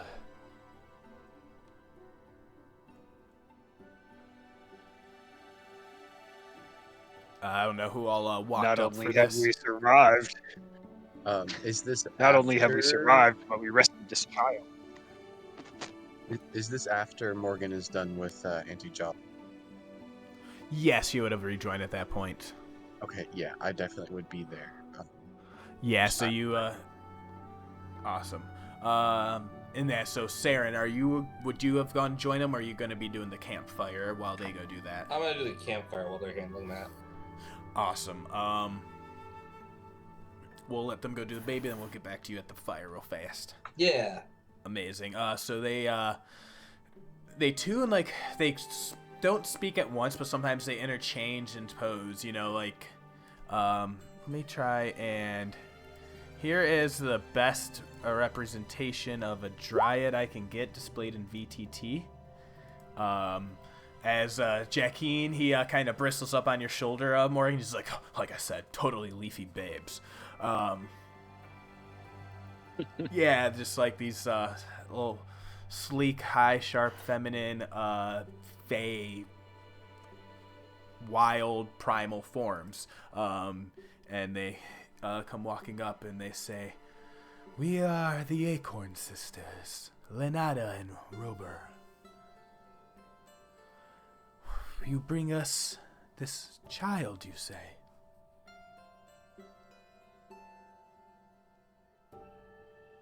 Yes. A gift, an offering, a curse.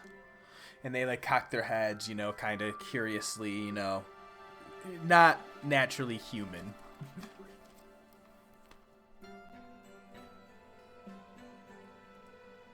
A gift. Yes, and they hold their hands out and they're just like,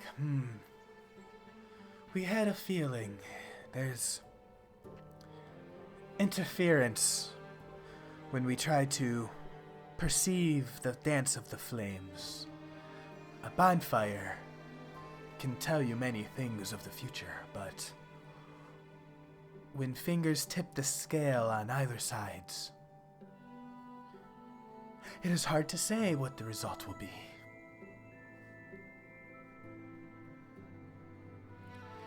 We will take this child. So as as he hands the baby, he unwraps Maggie's cloth and decides to keep it just to he's thinking more so to return the cloth to Maggie later on. Gotcha. Should she want it. And you see as like the one on the left who introduced themselves as Lenata breaks the baby, as they like go and reach out their arms and cradle it, it's like a wreath, like a bed of flowers just sprouts up like in leaves, just like to cushion and cradle the baby and just like in its arms naturally. And you see it like the leaves like in a very gentle way like form around it, and there's just like one of the little leaves like reaches down and laps and just like traces like almost like a finger through that birthmark on the baby, that like large red circle that had like taken up like a large portion of its face, like that had covered its eye, almost like a large red bloody moon on it itself.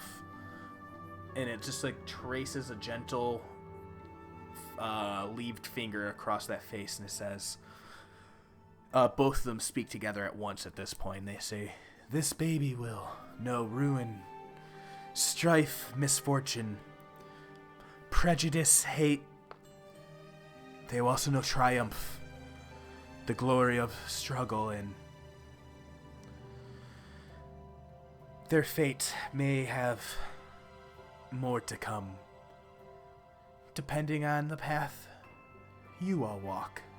And then they all like look up at you and scan all of you, and the one on the right looks at you and says, she looks at Finn, she says, "Moon blessed," and bows her head. "Sahani's protection lingers on you." And then the other one looks at Ludo and Saeryn, and they say, "The gift of the Changebringer weighs your path and tips the scale in your balance." And then they all both speak in unison once more, and they say, "The fight of the Archheart against their enemies continues with every step you take forward. Go now with our blessings." And you all receive what is called a Charm of Heroism.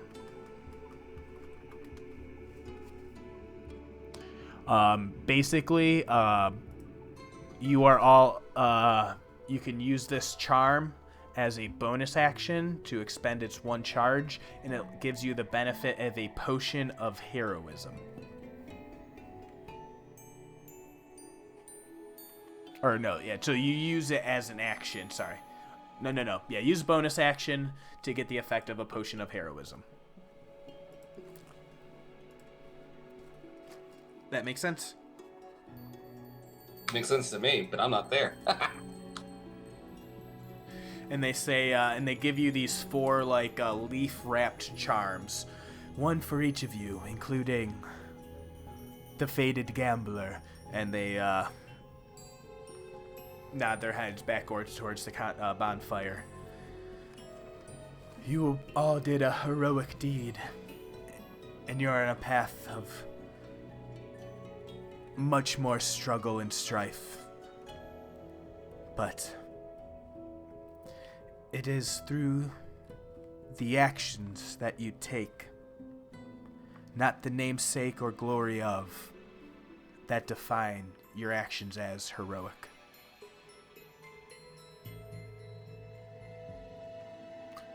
And with that, they both turn away with this Rudis-born cursed baby. Yeah, before they turn with the baby, Ludo is going to say his goodbyes and just kind of like brush the child along its head and pull out one of those Avandra coins and tuck it into its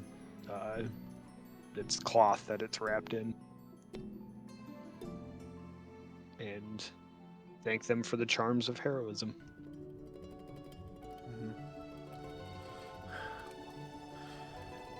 "Of gift given and a gift received, you have successfully walked out of ruined Snarl." Walk away.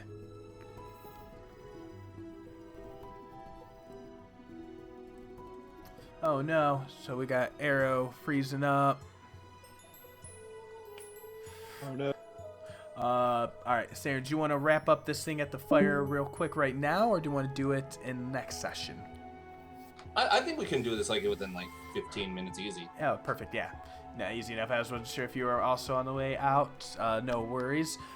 Well, all of that happening, you come and join by the fire, and this is like one scout that you had talked to before. I think they were also orcish, but you thought they were with the Waste Walker clan, but they have all sorts of bandages, like their arms and legs are all wrapped up like they were injured by everything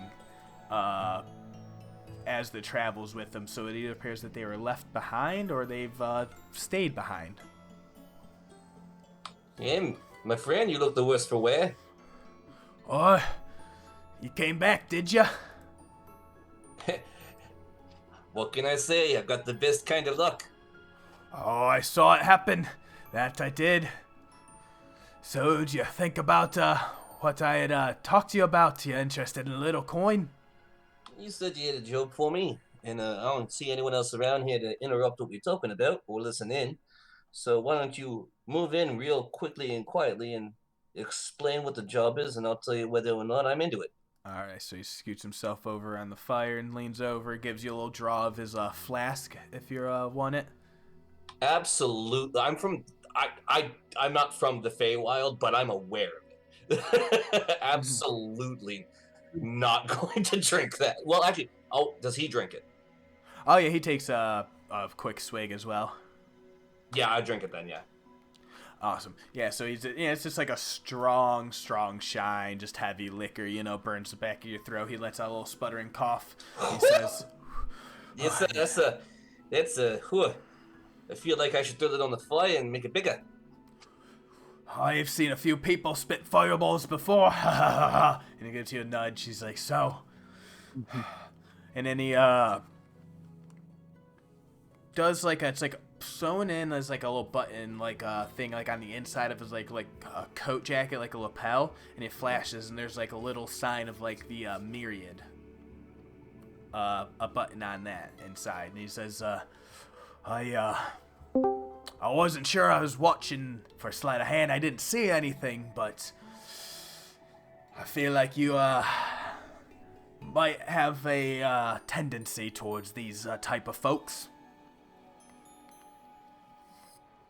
Let's just say that I'm in one way or another in communication with some people who can do some things if need be, but enough about me. What is it that I can do for you? Well, I know a few folks that like to trade in goods that are harder to receive, and he ship around, and he takes a look around and looks at these the power of a grove of trees growing in the middle of a wasteland. The Dryads say we're only able to burn any of the dead wood that naturally happens for these fires. But I know people that would like to pay a pretty penny for a few logs of some of the fresh cut stuff. I reckon I give you the tool, you cut yourself a little bit of extra limber, so to say. I give you the proper names and passwords, and once you make your way into Bazazan, you find yourself pretty well off. Saren's gonna sit there and kind of stroke his beard a bit.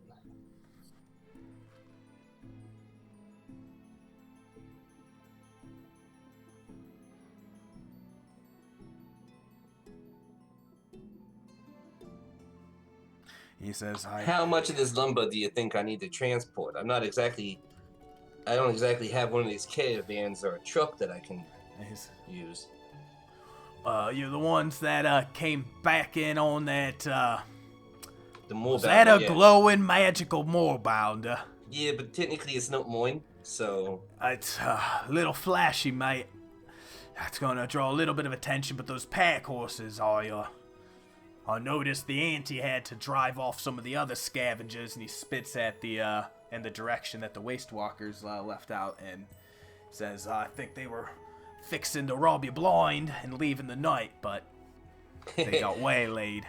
It would have been real funny if they had tried to do that. It would been a damn shame. A damn shame. Mm-hmm.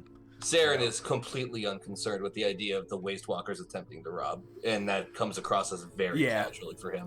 Oh, yeah, he's just like, well, I think you can handle yourself, so, I don't know the exact prices and weight, but let's say I've heard if you can get enough for about a day's worth of bonfire amount, which, he's like, in this wood, it burns really long. You only need a few logs, but fresh. There's, some sort of magical residue in the sap that they, fancy. But you get about a few logs worth, easy enough to pack into the horses. I think you can get about 1,000 gold.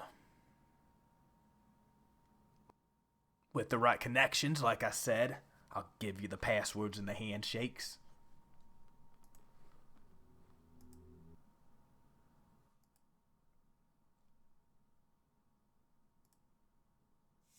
Tell you what. Let me go check on these trees real quick. Some of these logs. Mm-hmm. Let me get a sense of how much I think the weight will be, how long I think they're going to burn, and let me tell you whether or not I think it's going to be worth my while to do that, because it seems like that's going to put me into the bad side of the Dryads, is what you're telling me. Only if you get caught. You see that pen up ahead up there, and he points to like the northern section where you see like the outline is like, anytime there's full people in here, and there's a patch full of animals and horses and cows there, quite an easy distraction. What kind of check do you want for me to understand? I need to know if Saeryn knows if Dryads have an innate sense of the forest or not. Ooh, because it's one of those things where, like, because he is a satyr. He is technically classified as Fae, even though he didn't spend any time in the Fae realms. He still might know something about the connection of the Fae to nature and the natural elements. So, do you want this to be more of like a learned or more of like a natural intrinsic? What would you think this would be for Saeryn? I think this would have to be like a learned thing, and I'm also saying saying that one because he probably was like curious about why he's a satyr and why he pings his fae, and also two, my intelligence is so much higher than the rest of my crap. Yeah, no, that's something I think that would fall under nature specifically. Yeah, right. Nature or arcana, but like I don't think this is more natural, magical specifically. This is nature fae. Yeah, make it with advantage because of your fae. Got it. Ooh, 17.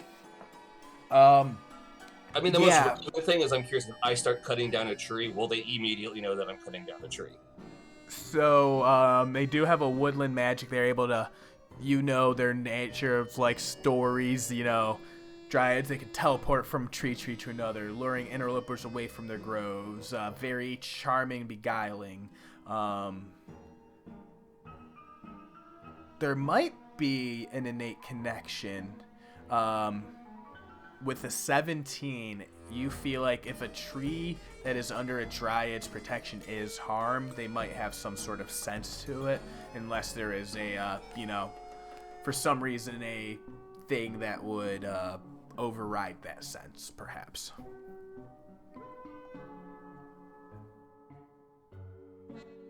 All right.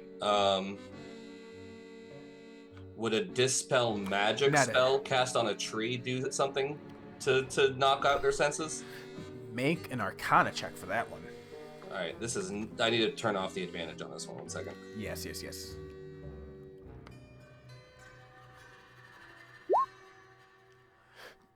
12.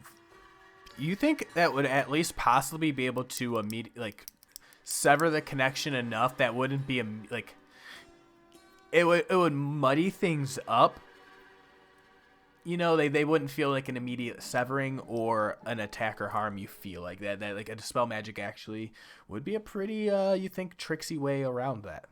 And I guess the only other thing about the nature I have of dryads is, would they ever consider a trade for some of their trees? Quite. Because I haven't seen them yet, so I haven't actually gifted them with anything or received a boon from them.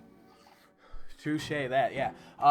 Hey, Fey nature, you feel like you always like a good bargain. Is that your personality naturally? Is that a gift of, your inherent nature? Is that a culmination, nature versus nurture?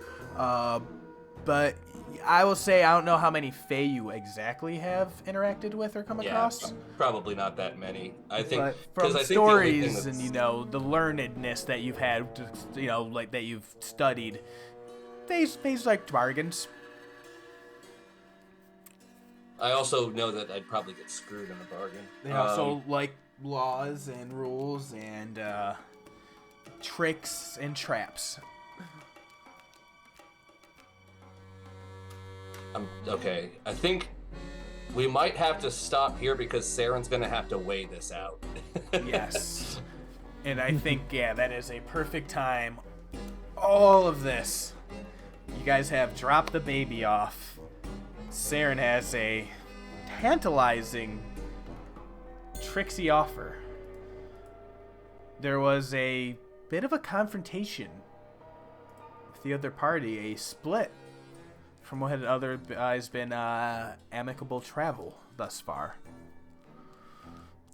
These paths and steps of fate diverging, intertwining, separating, colliding back together. A myriad of different facets of plot lines and hooks and stories and characters. I think that's a great place to leave it off for the night. Are you doing better, Aljin? I'm so sorry you had all that trouble. Yeah, it was at the end there. I mean, oh no. Oh no. Oh man. He sounds like he's under cloth. Yeah, it was earbud. He's on his phone. Yeah, I'm on my phone and earbud, so it's not gonna be the greatest. Oh yeah. Oh, good.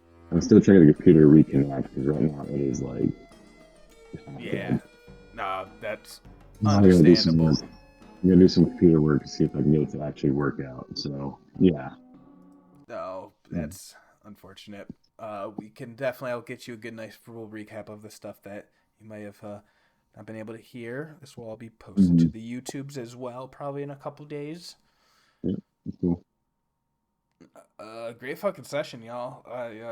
Yeah, I wasn't sure. Like, hey, these next steps are really gonna matter.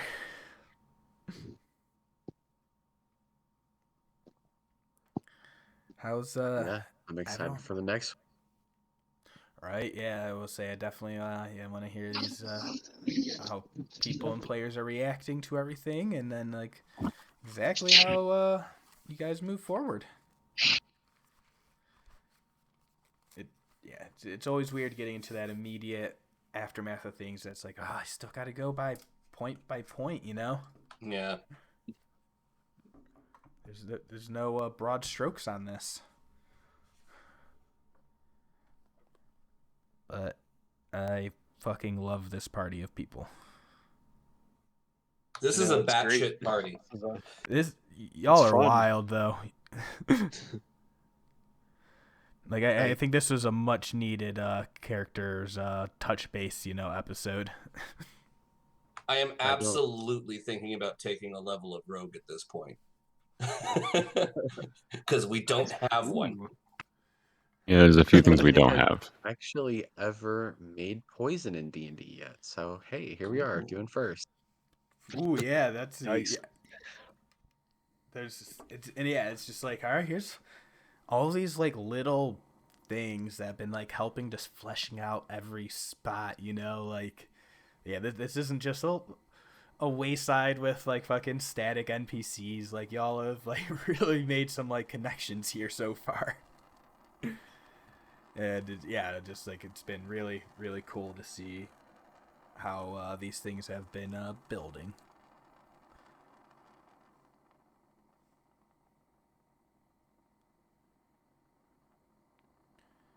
But fuck yeah, you guys definitely want to hear how everyone reacts. With this, the breakup. Is Saeryn doing okay? I think Saeryn actually got mad at them at that point when they stopped trusting him, especially Gulsariad, because he already knew that was not going to go anywhere. But I think that at some point he actually got frustrated with the other team being so suspicious when we haven't done anything suspicious other than me lie about my name. Mm-hmm. Like, for a team of, like, essentially big, dumb heroes and then the one kind of shady guy, they were a group of all shady people. And how dare they judge us? How dare. Yeah, and then I know Morgan's been voicing some suspicions there. So I was so tempted to just prepare remove curse and then just fucking pull it on him. But like Oh, my spells jeez. prepared for the day are extremely limited compared to all the spells that I want. And I'm like, create food and water is going to be what I need for these horses.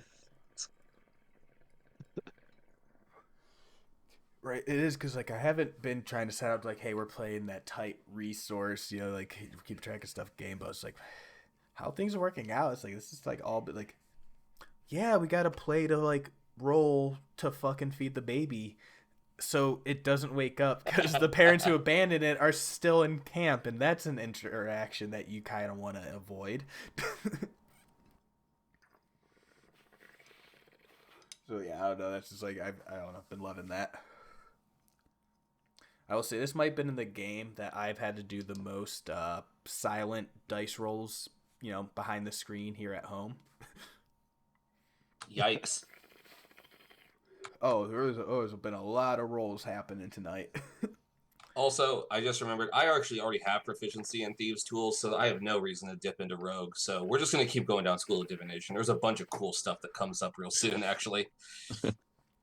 Divinations Hell are yeah. really cool, and yeah, you guys, we got some fun flashbacks. We still got, hey, Ludo, Saeryn, don't worry. You guys should be worried about falling asleep. Just saying.